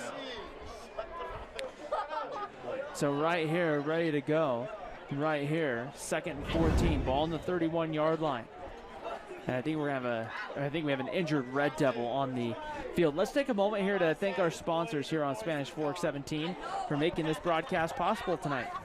We have the car guys at the Blue Diamond Auto Group, Lance Wilson, State Farm Insurance, MVP Sports, Triple T Heating, Cooling, and Plumbing, Two Jacks Pizza, Mikkel Thompson, and Hunter Attorneys at Law, and the Driggs Mortgage Team. We'd like to thank these sponsors for being along this ride this whole season, and look forward to bringing you more games. Also, if you can't check us out at the game, check us out on youtube.com/Spanish Fork 17 for this and other wonderful content on the Spanish Fork 17 YouTube channel. And then next week, I think we're going to be at Maple Mountain and Murray's coming to town. The Murray Spartans will come down, so that will be a fun contest for us here. That will be a 7 p.m. kickoff for over for Maple Mountain. That will be our first trip this year to Maple Mountain. I don't know about you. I drove right by that high school on my way here to Springville tonight. That's the closest high school to my house, but my daughter, she's a Dawn this year, so unfortunately we're not at the Springville game supporting them, but she is down there, I believe. So I came from the north, so I did not pass a Maple Mountain. Ryan really loves the Provo Mountain View type games. Hey, you know, I guess. But this is nice for me. It's close to home here in Springville. Maple Mountain threatening here with 3:30 to go here in the third quarter.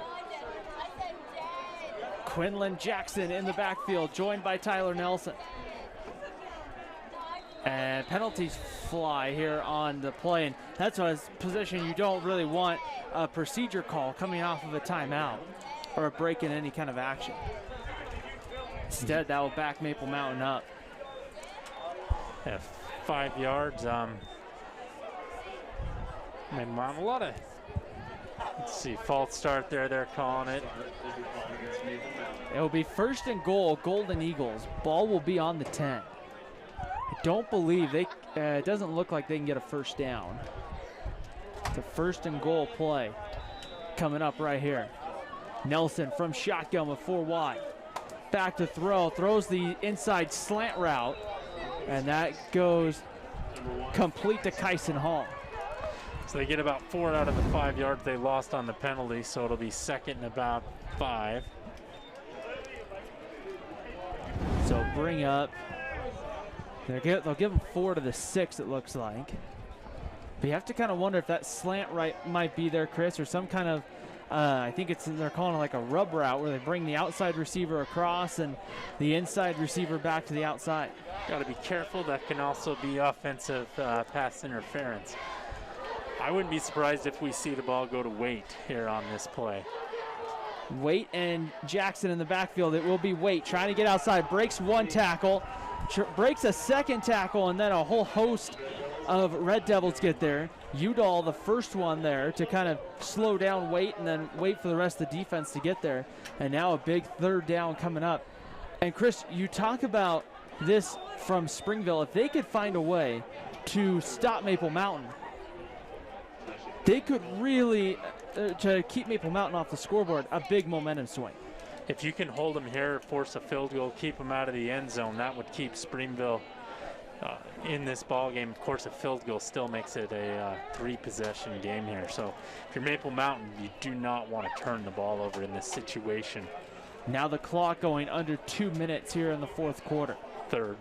Or here in the 3rd. Yeah, we're only in the 3rd quarter, Chris. Back to throw. They get it out. That one's picked off. That could be 6 the other way. Coming back the other way with the football is Mortensen, and he will run it all the way back. It will go 95 yards for a Springville touchdown. No penalty flags that I can see, but there's now one back at the 20, so hold it. They're going to call it a touchdown for now. And the 2nd interception for Tyler Nelson goes for a Springville score, but we'll have to wait and see what the penalty is for here. And Tyler Nelson tried to make the tackle and got knocked down a couple of times. I think this penalty might be on Maple Mountain. We'll have to wait and see here. A great return for Mortensen. And talk about the kind of play Chris Springville really needed to kind of get some momentum. It looked like they were almost going to be down 3 scores here with going into that fourth quarter. Yeah, that was a huge momentum-changing play. If this touchdown stands, or if they get the ball in great field position and score, and they come back and win this game, you can point to that play right there, changing the trajectory of this ball game. There was a penalty flag down at the spot, the Springville 20. Then there's one back at the Maple Mountain 44, Chris, and I think this touchdown's coming off the board. I think it's going to be Springville football, but I think they're going to push it back inside Springville territory. We might have offsetting penalties here. I don't know what the rule is. Usually offsetting penalties, you replay the down, but it was an interception, so I don't know what the rule book states here, but this is going to be interesting. The Maple Mountain defense is out, so I think that the interception will stand, but I think it's just going to be where they're going to place the ball, and they're taking the touchdown off the board. It's going to be a hold against Maple Mountain. I didn't get the penalty. That one's declined. First down, Springville. So touchdown off the board. It's going to be a block on the back, I think was the actual penalty that brings the touchdown off the board. And right now, Red Devils will have the football with 1:25 to go here in the third quarter. But a big momentum shifter taking that touchdown off the board. Yeah, that's huge, but Springville, keeps it within a 2-possession game here with that turnover. And now, I think they're still giving the explanation over to Maple Mountain head coach Brad Burtonshaw. You see it in the very top of your picture. Everybody was ready to play, and I think they saw that they were kind of giving the explanation to Brad Burtonshaw. Yeah, but those being offsetting penalties, though. And I see the point there. I see what Brad Burtonshaw is bringing up is generally you'd see offsetting penalties. It's replay the down, or what you'll see is they'll marking them off both ways. Yeah, and maybe it is the change of possession that wouldn't have it be an offsetting penalty.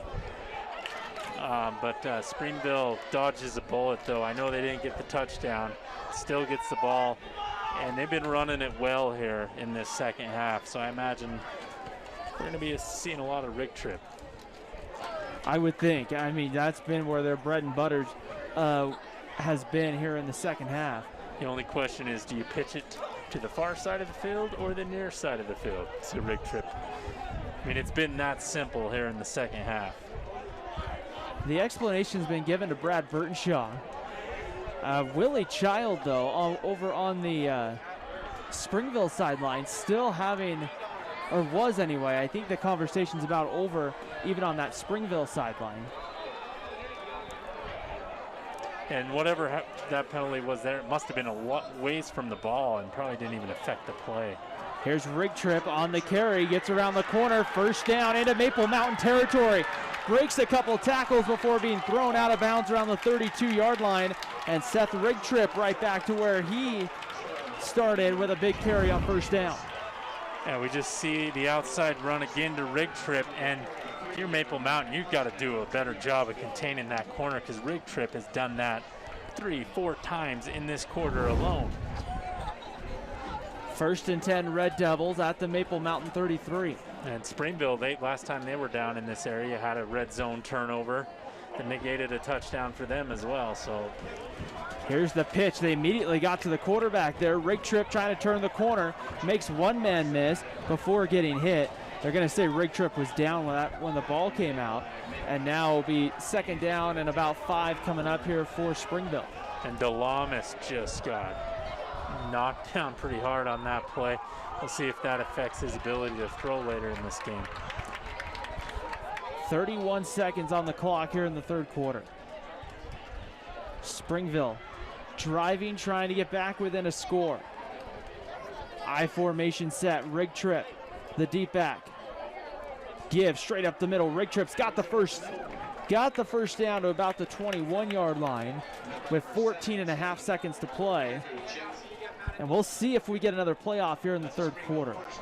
And yeah, Springville's just lining up in this I formation and running all over Maple Mountain. They had that fumble. We'll see if they can get it in the end zone this time, though. They're going to have to hurry. 3 on the play clock, on the game clock here.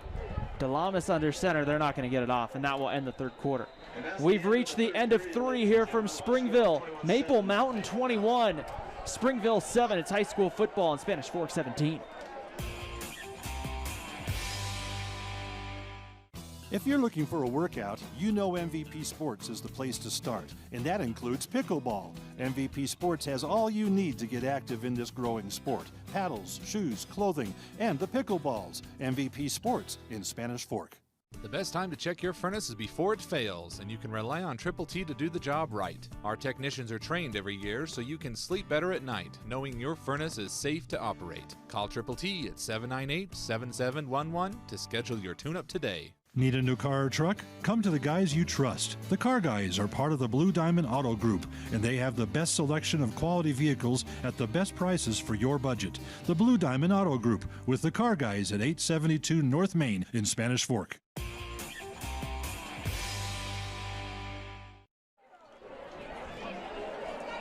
Start of quarter number 4 here on Spanish Fork 17. A 21-7 lead for Maple Mountain on top of Springville, but the Red Devils threatening to open up the fourth quarter, trying to make this a one-score game.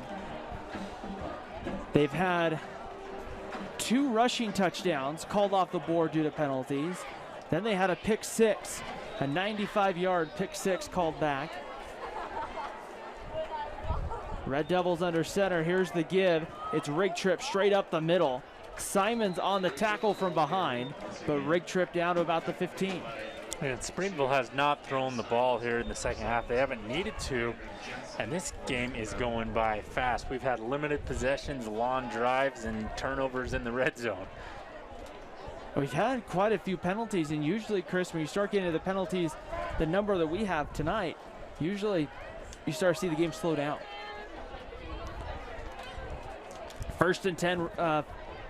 Second and 4 Red Devils. Here's rig trip again. This time cuts up the middle, spins inside the 10. He's down to about the 7. And rig trip has to have over 100 yards rushing in this second half, and Springville has 0 points to show for it so far. Every time rig trip really gets going, it seems to have been some kind of penalty to really take a couple of those big runs off the board for rig trip. It's going to be first and goal Red Devils inside the Driggs Mortgage Team red zone. They're at the 6-yard line. Rig trip again, the deep back. Penrod, the blocking back. It's rig trip straight up ahead, and he's down this time. They'll only gain a couple down to about the 4-yard line.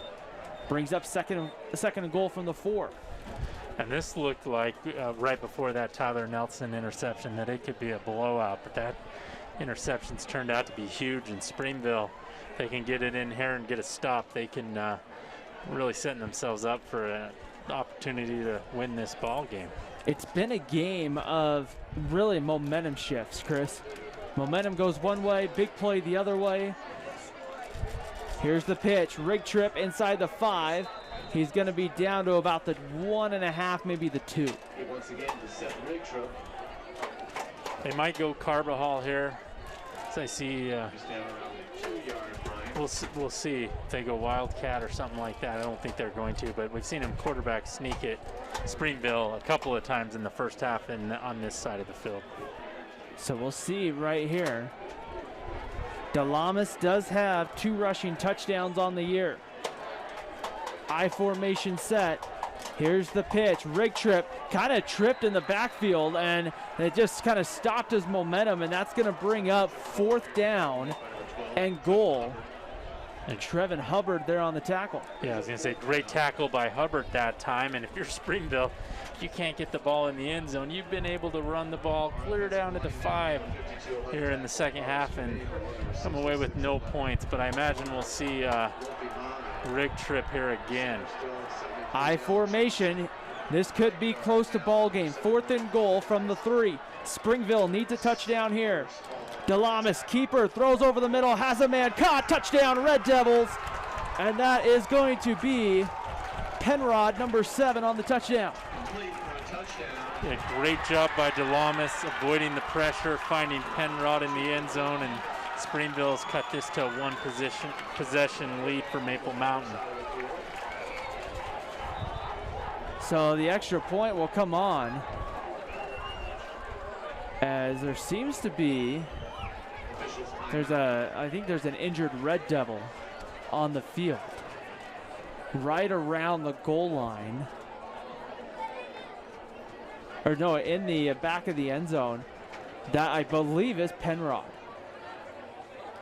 It was about 93 degrees, Chris, is what my phone was telling me at kickoff here tonight.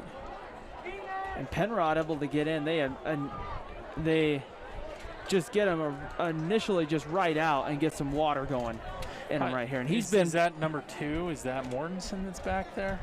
Mortensen had that long return. I thought I saw 2. That might have been 2. The 2 and the 7 from a distance.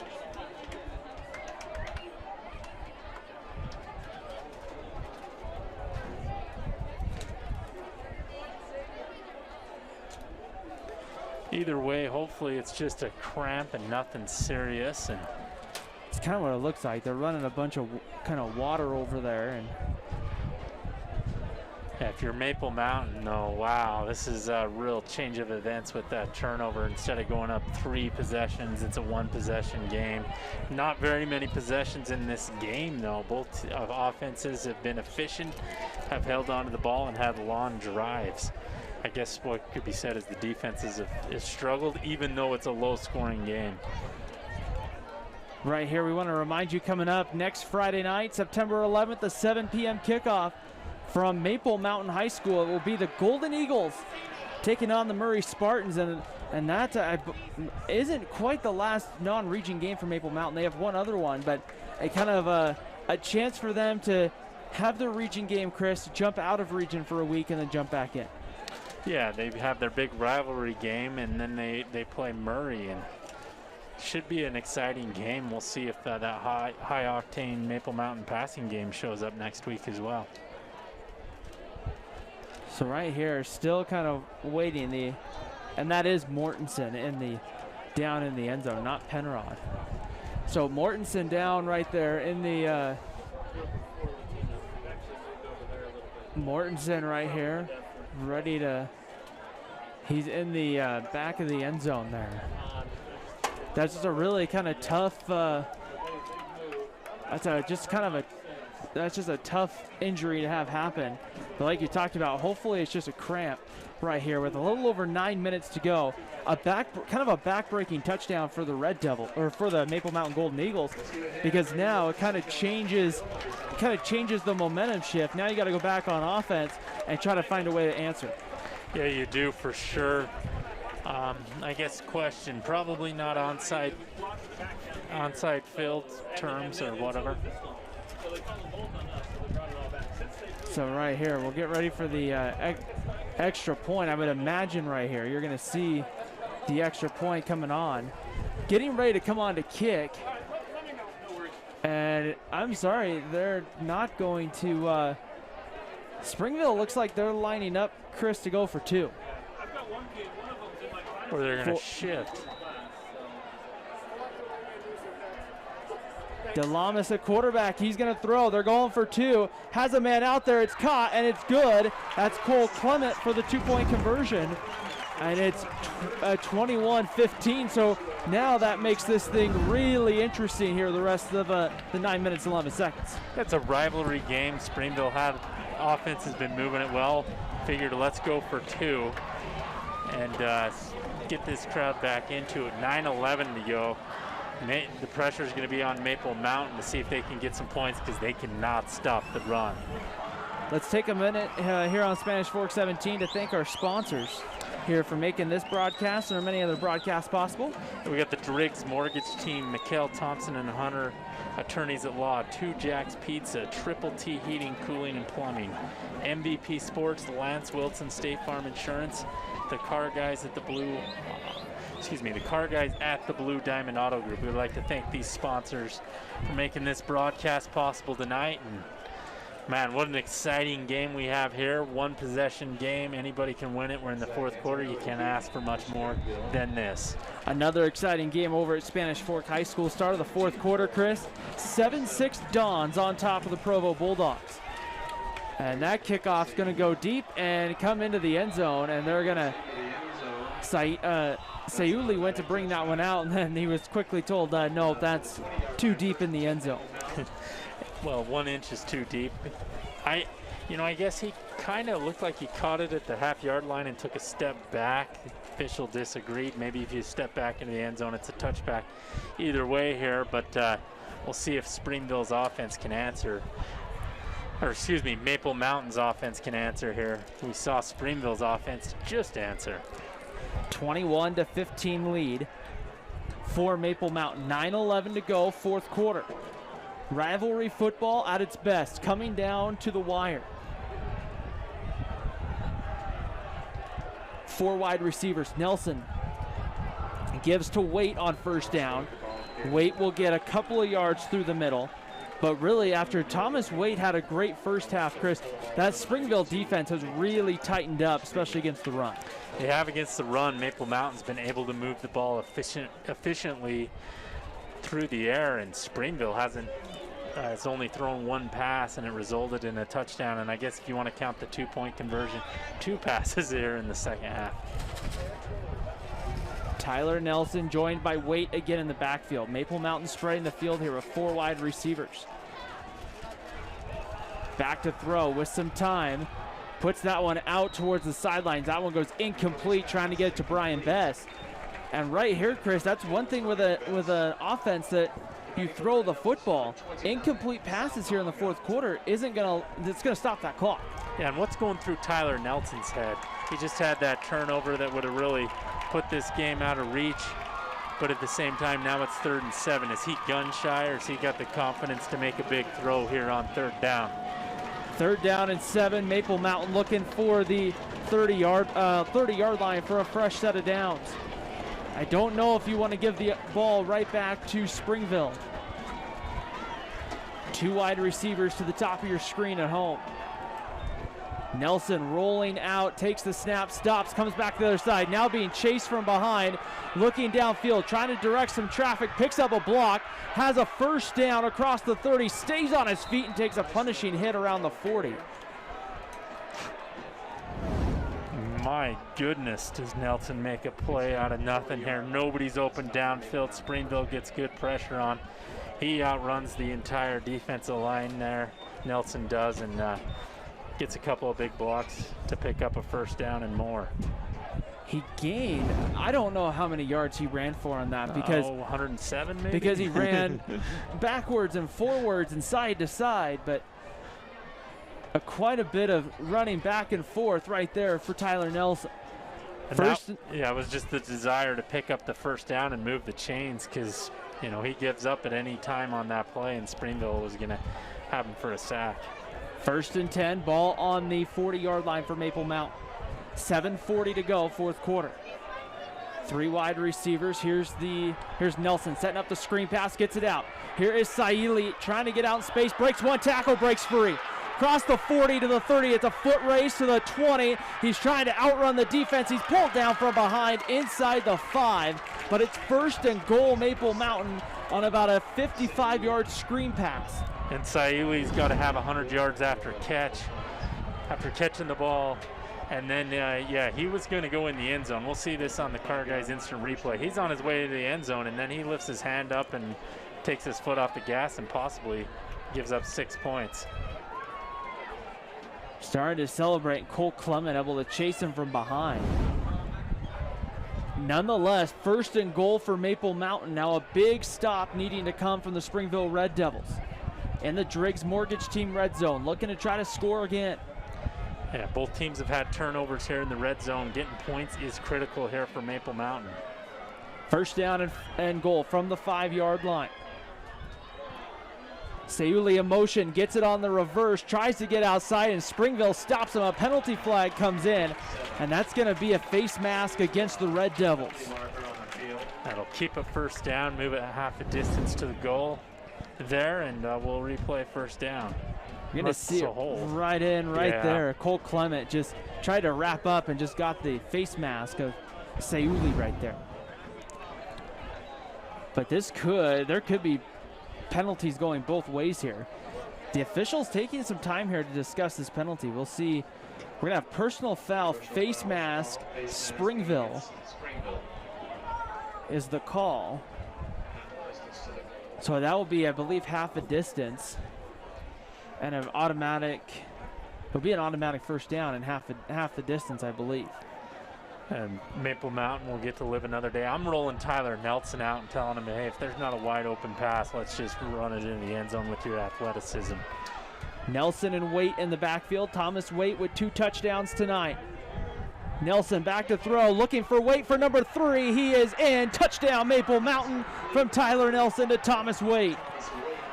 That's twice we've had that connection there for Maple Mountain, and results in 7 more points. I guess the question now for Maple Mountainers, are you going for 2 to match Springville? Or are you kicking the extra point? I don't know what the math says here, but Springville made it interesting by getting that 2-point conversion. It's a 12-point game right now.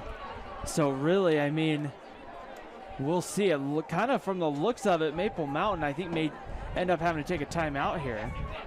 Brad Burtonshaw hasn't sent on. They just called the offensive line off the field. Now the play clock beginning. And I think Maple Mountain, Chris, is going to go for 2. I don't see Cromanhook out here. Going for 2 will put you up by 14 rather than 12. So trying to, looks like, answer. It's Nelson and Waite. Brian Best goes in motion. Nelson back to throw. Pressure comes immediately. Gets it out to Waite, who walks in for the 2-point conversion. And it's a 29-15 lead for Maple Mountain here in the 4th quarter. And with 6.5 minutes to go here in the 4th quarter, pressure back on Springville. So Waite now has 19 points for Maple Mountain. He's having himself a heck of a ball game, and Maple Mountain looking for their first ever win here at Springville and their first victory against Springville since 2012. 8 years is a long time in high school sports, Chris, or really any kind of sport, to go without beating an opponent.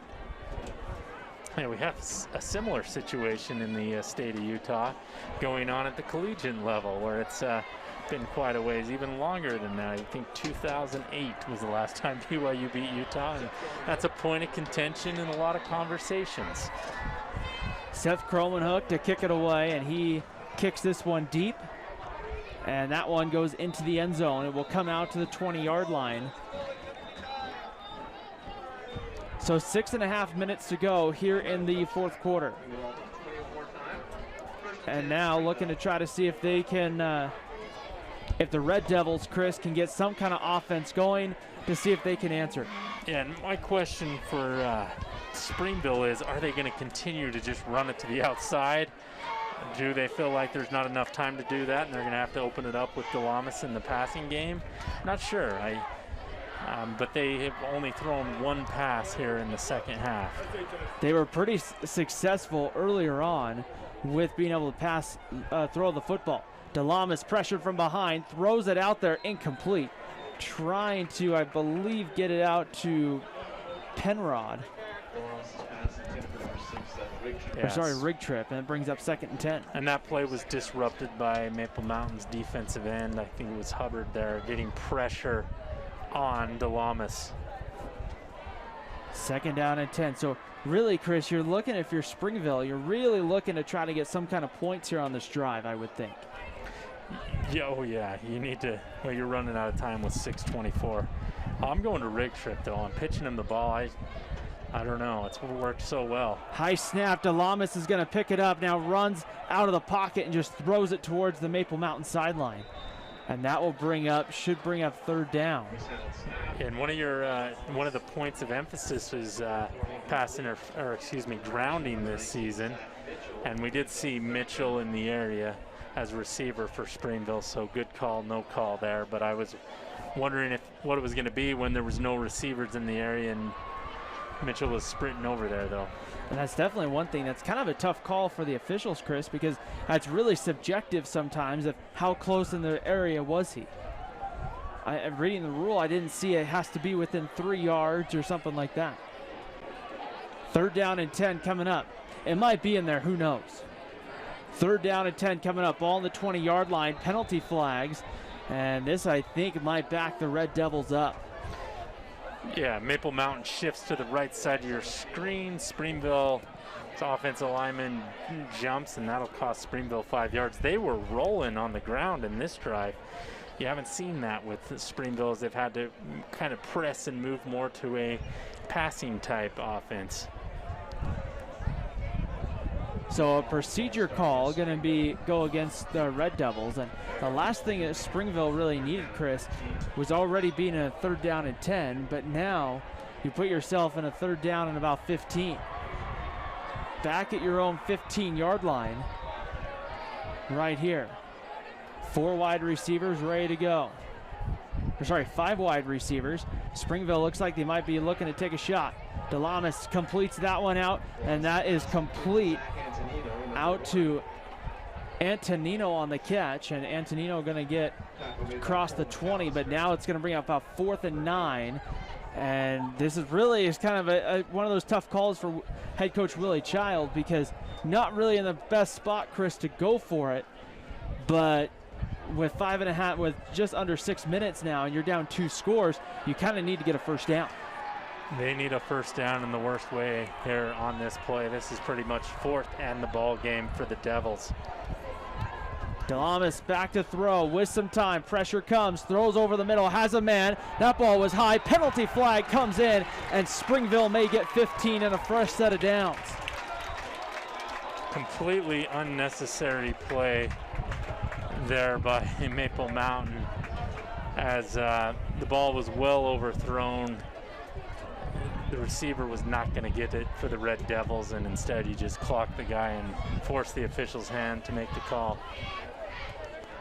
And that will move it up 15 yards, and that gives, I believe, that will be an automatic first down.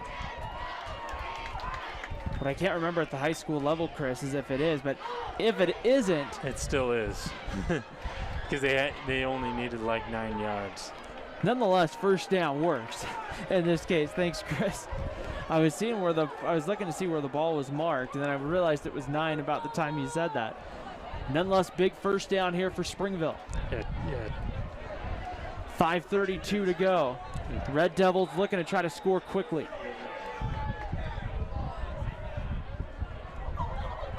Five wide receivers. Delamas back to throw. Pressure comes. He steps up. Looks over the middle. Has a man. Bobbled. Incomplete. Almost. Derek Blanthorne made a diving attempt to come up with it.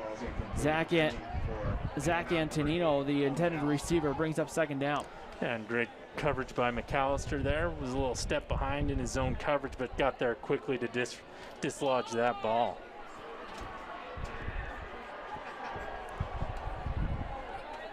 Second down and 10 for Springville. They're at their own 38-yard line. And Maple Mountain looks to be a lot faster this season than they have been in previous seasons.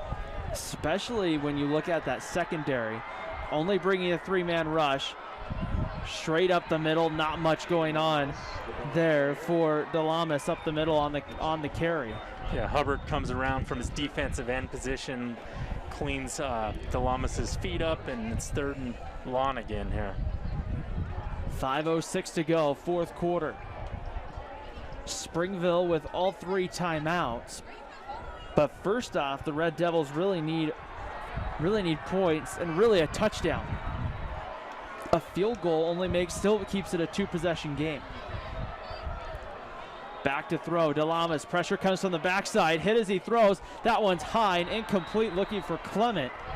And that will bring up now 4th down and long again, but 4th down and long coming up. A great coverage by Maple Mountain downfield. Delamas does a good job of staying alive as long as possible. Pretty good pass by him, but just a little better defense by Maple Mountain.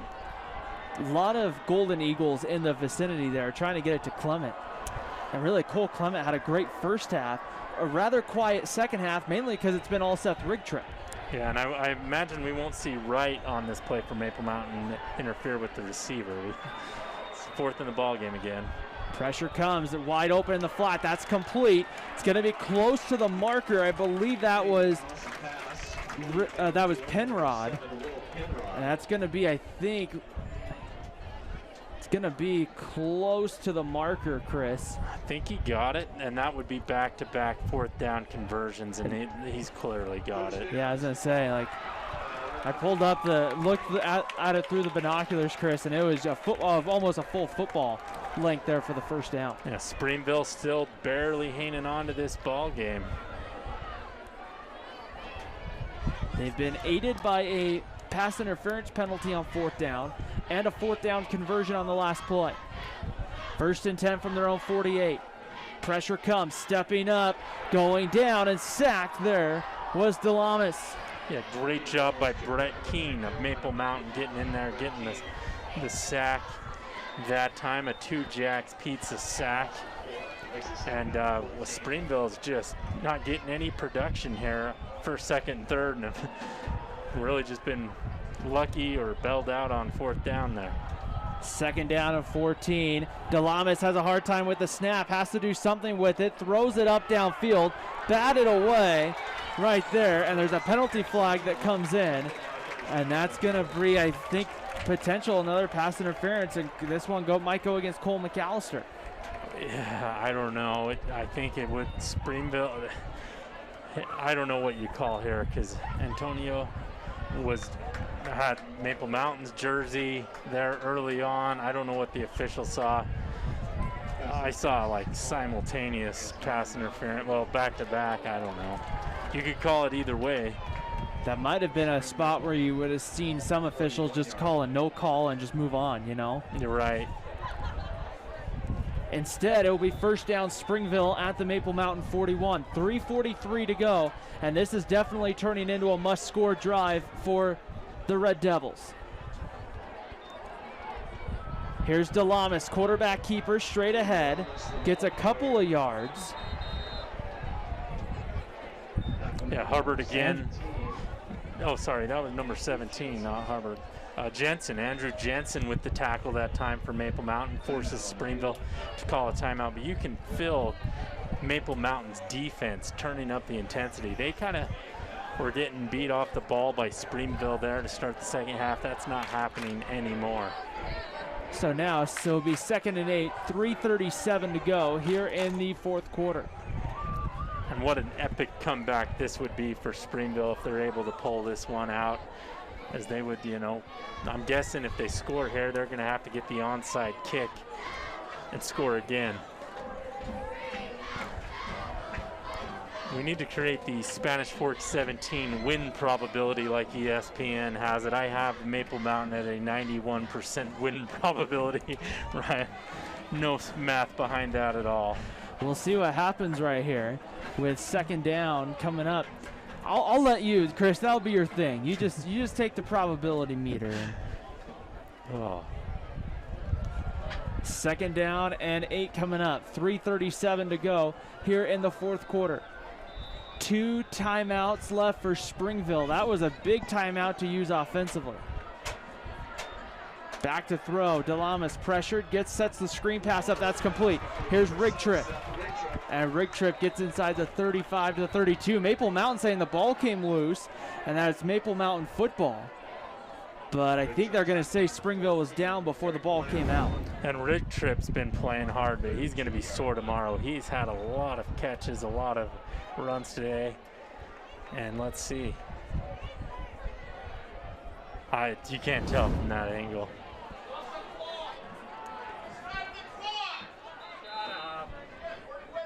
So 3:03 to go here in the 4th quarter right here. And Maple Mountain, I think they're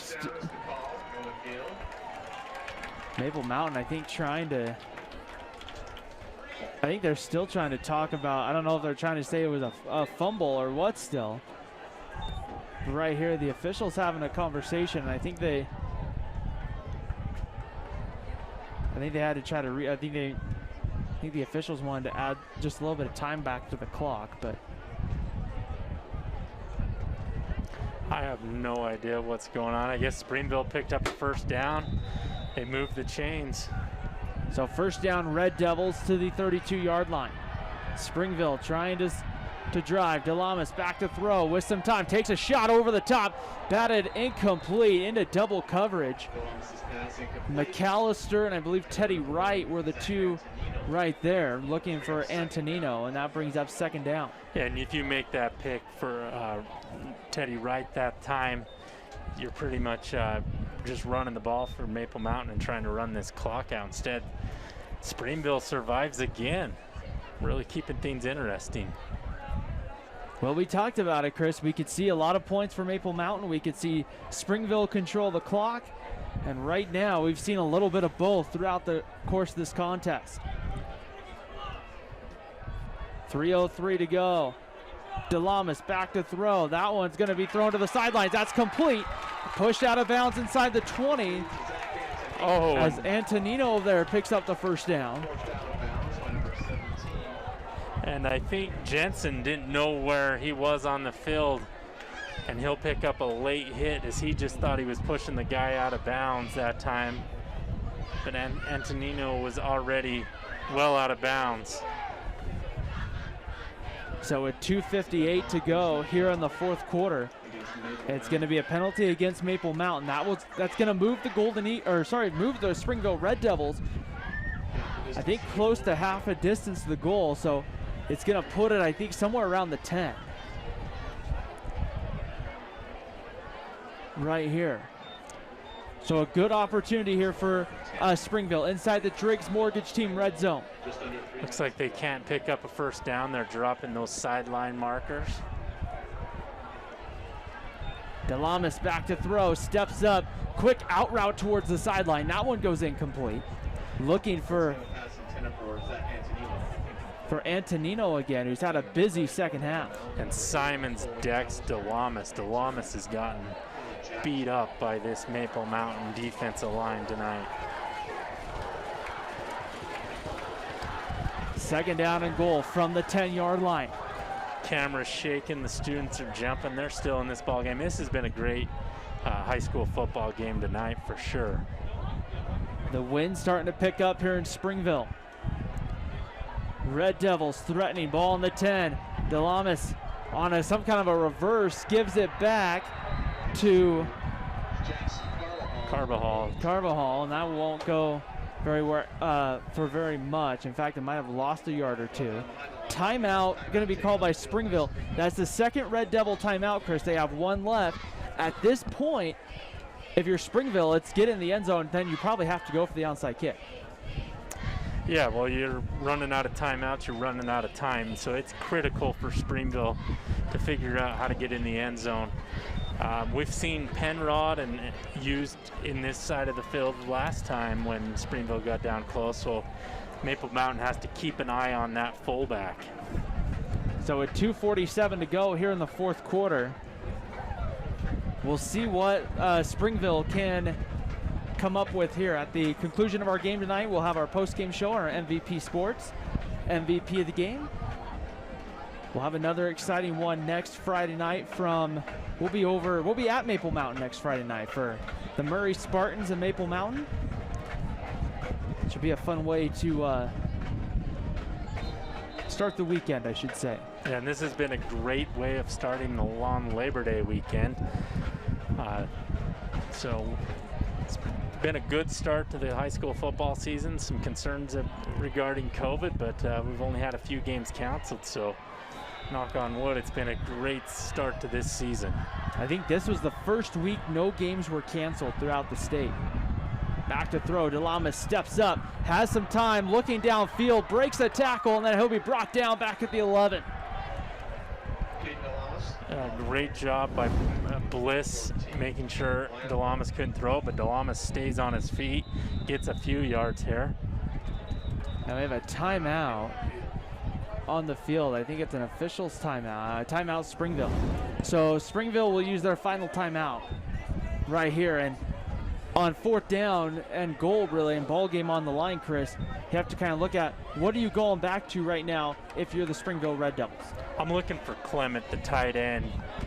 probably kind of in the corner of the end zone. He's a big, tall receiver. Throw it up high, see if he can't make a play for DeLamas. Roll him out to the right, hit Clement in that far corner. That's what I would do, but plenty of options. I think the key is Springville's got a block for DeLamas. Give him enough time to get open down, or to find somebody open in the end zone. We've had a quiet night from Zach Mitchell. You have to kind of wonder in some ways if you might not look to try to get the ball to Mitchell, but I don't see him. Not even on the field. Yeah, as I say, I don't even see him on the field here. Yeah, watch Clement lined up as the tight end, number 11. That's who I'm guessing they're going to. Penrod in the slot just above Clement. DeLamas back to throw with some time, steps up and gets brought down back at the 20-yard line. Brett King, number 55, there for the quarterback sack. And the turnover on downs to give the football back to Maple Mountain, and that may have just sealed the win for the Golden Eagles. Yeah, huge play by Keene that time, getting pressure, and they did. They sent Clement on in the flag. They sent Penrod, you mentioned him, across the middle of the end zone on a post, and not enough time for DeLamas to operate. So fourth down right here. Or sorry, first down coming up for Maple Mountain. And they'll have a chance here, Chris, just to try to run out the clock. First, yeah, looking for their first win here. And they'll get it as long as they avoid a turnover in this situation. So ball security has to be key for Maple Mountain here. Tyler Nelson and Thomas Waite will be in the backfield. And the give goes up the middle to Waite. He breaks free. Tries to get outside, breaks one tackle, and then he's brought down across the 35 out to the 38-yard line. But that's good enough for a Maple Mountain first down. Yeah, Waite's accounted for 3 touchdowns and a 2-point conversion tonight for Maple Mountain, and he might have just sealed the game there with that run, as Springville cannot stop the clock. Another first down will do it probably here with 2:09 to go. Maple Mountain looks like they'll improve to 3-1 in Region 8. Springville, or sorry, not in Region 8, but just in general, 1-0 in Region 8.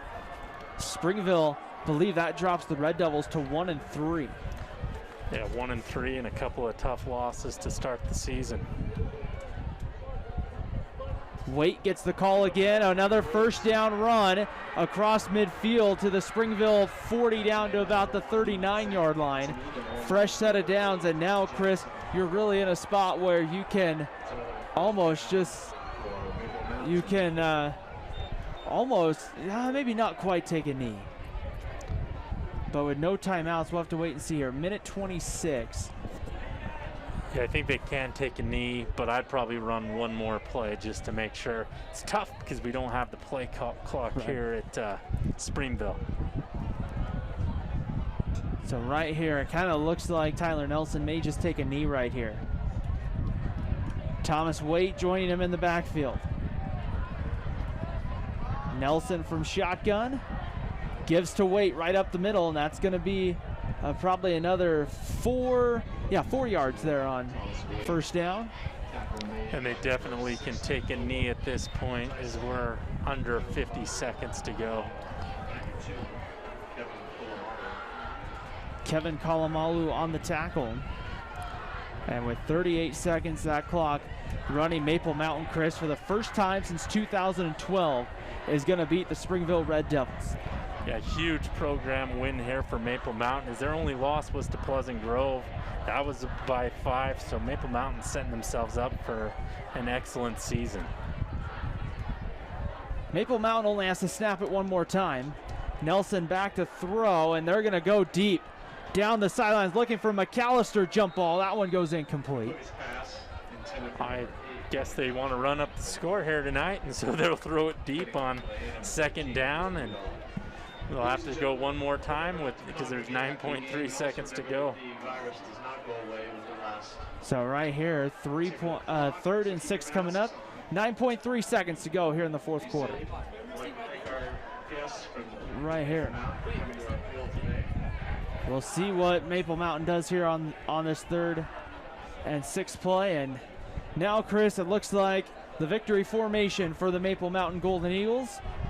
They will line up and look to just take a knee here.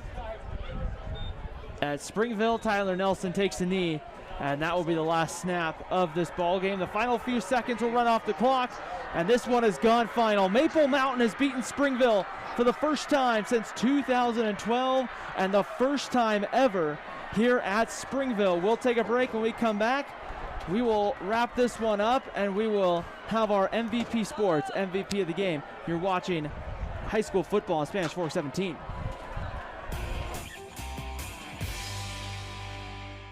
Nobody plans on getting in an accident, but if you do, you can rely on the expertise of Mike McKell to protect and fight for your rights. Specializing in personal injury law, Mike McKell is the attorney you need. Call McKell, Thompson, and Hunter, 801-798-9000. Well, it finally happened, Zachary. Somebody burned down my she shed. The she shed was struck by lightning. Zachary, is my she shed covered by State Farm? Your she shed's covered, Cheryl. Go with the one that's here to help life go right. State Farm. Call State Farm agent Lance Wilson today. I definitely recommend the Driggs team. They're amazing. Hi, I'm Greg with the Driggs Mortgage Team, where we believe there's no substitute for experience. Stop by our office today on Main Street and let us help you get into your brand new home. Hi, welcome to 2 Jack's Pizza. For the best pizza you'll ever taste and our world-famous cheese sticks, come to 2 Jack's Pizza on Main Street in Spanish Fork, or call us for a quick delivery. Are you hungry yet?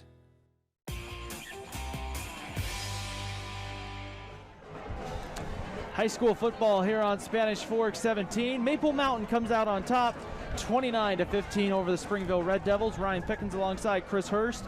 And Chris, this was kind of a game where we were kind of wondering beforehand what was going to happen, whether Maple Mountain was with this. We've heard for the last 3 or 4 weeks and really throughout the summer, Maple Mountain has a passing attack with great wide receivers that can score points.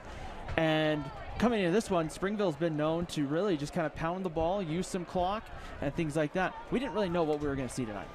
Well, and I think we got both those scenes. Springville was able to pound the ball, get huge runs by Rig Trip, and Maple Mountain had some huge passes in there, sprinkled with some runs by Thomas Wade. Turning point of the ball game was probably Springville's driving, get in the end zone, penalty calls a touchdown back. They get in the end zone again a couple plays later, penalty calls the touchdown back.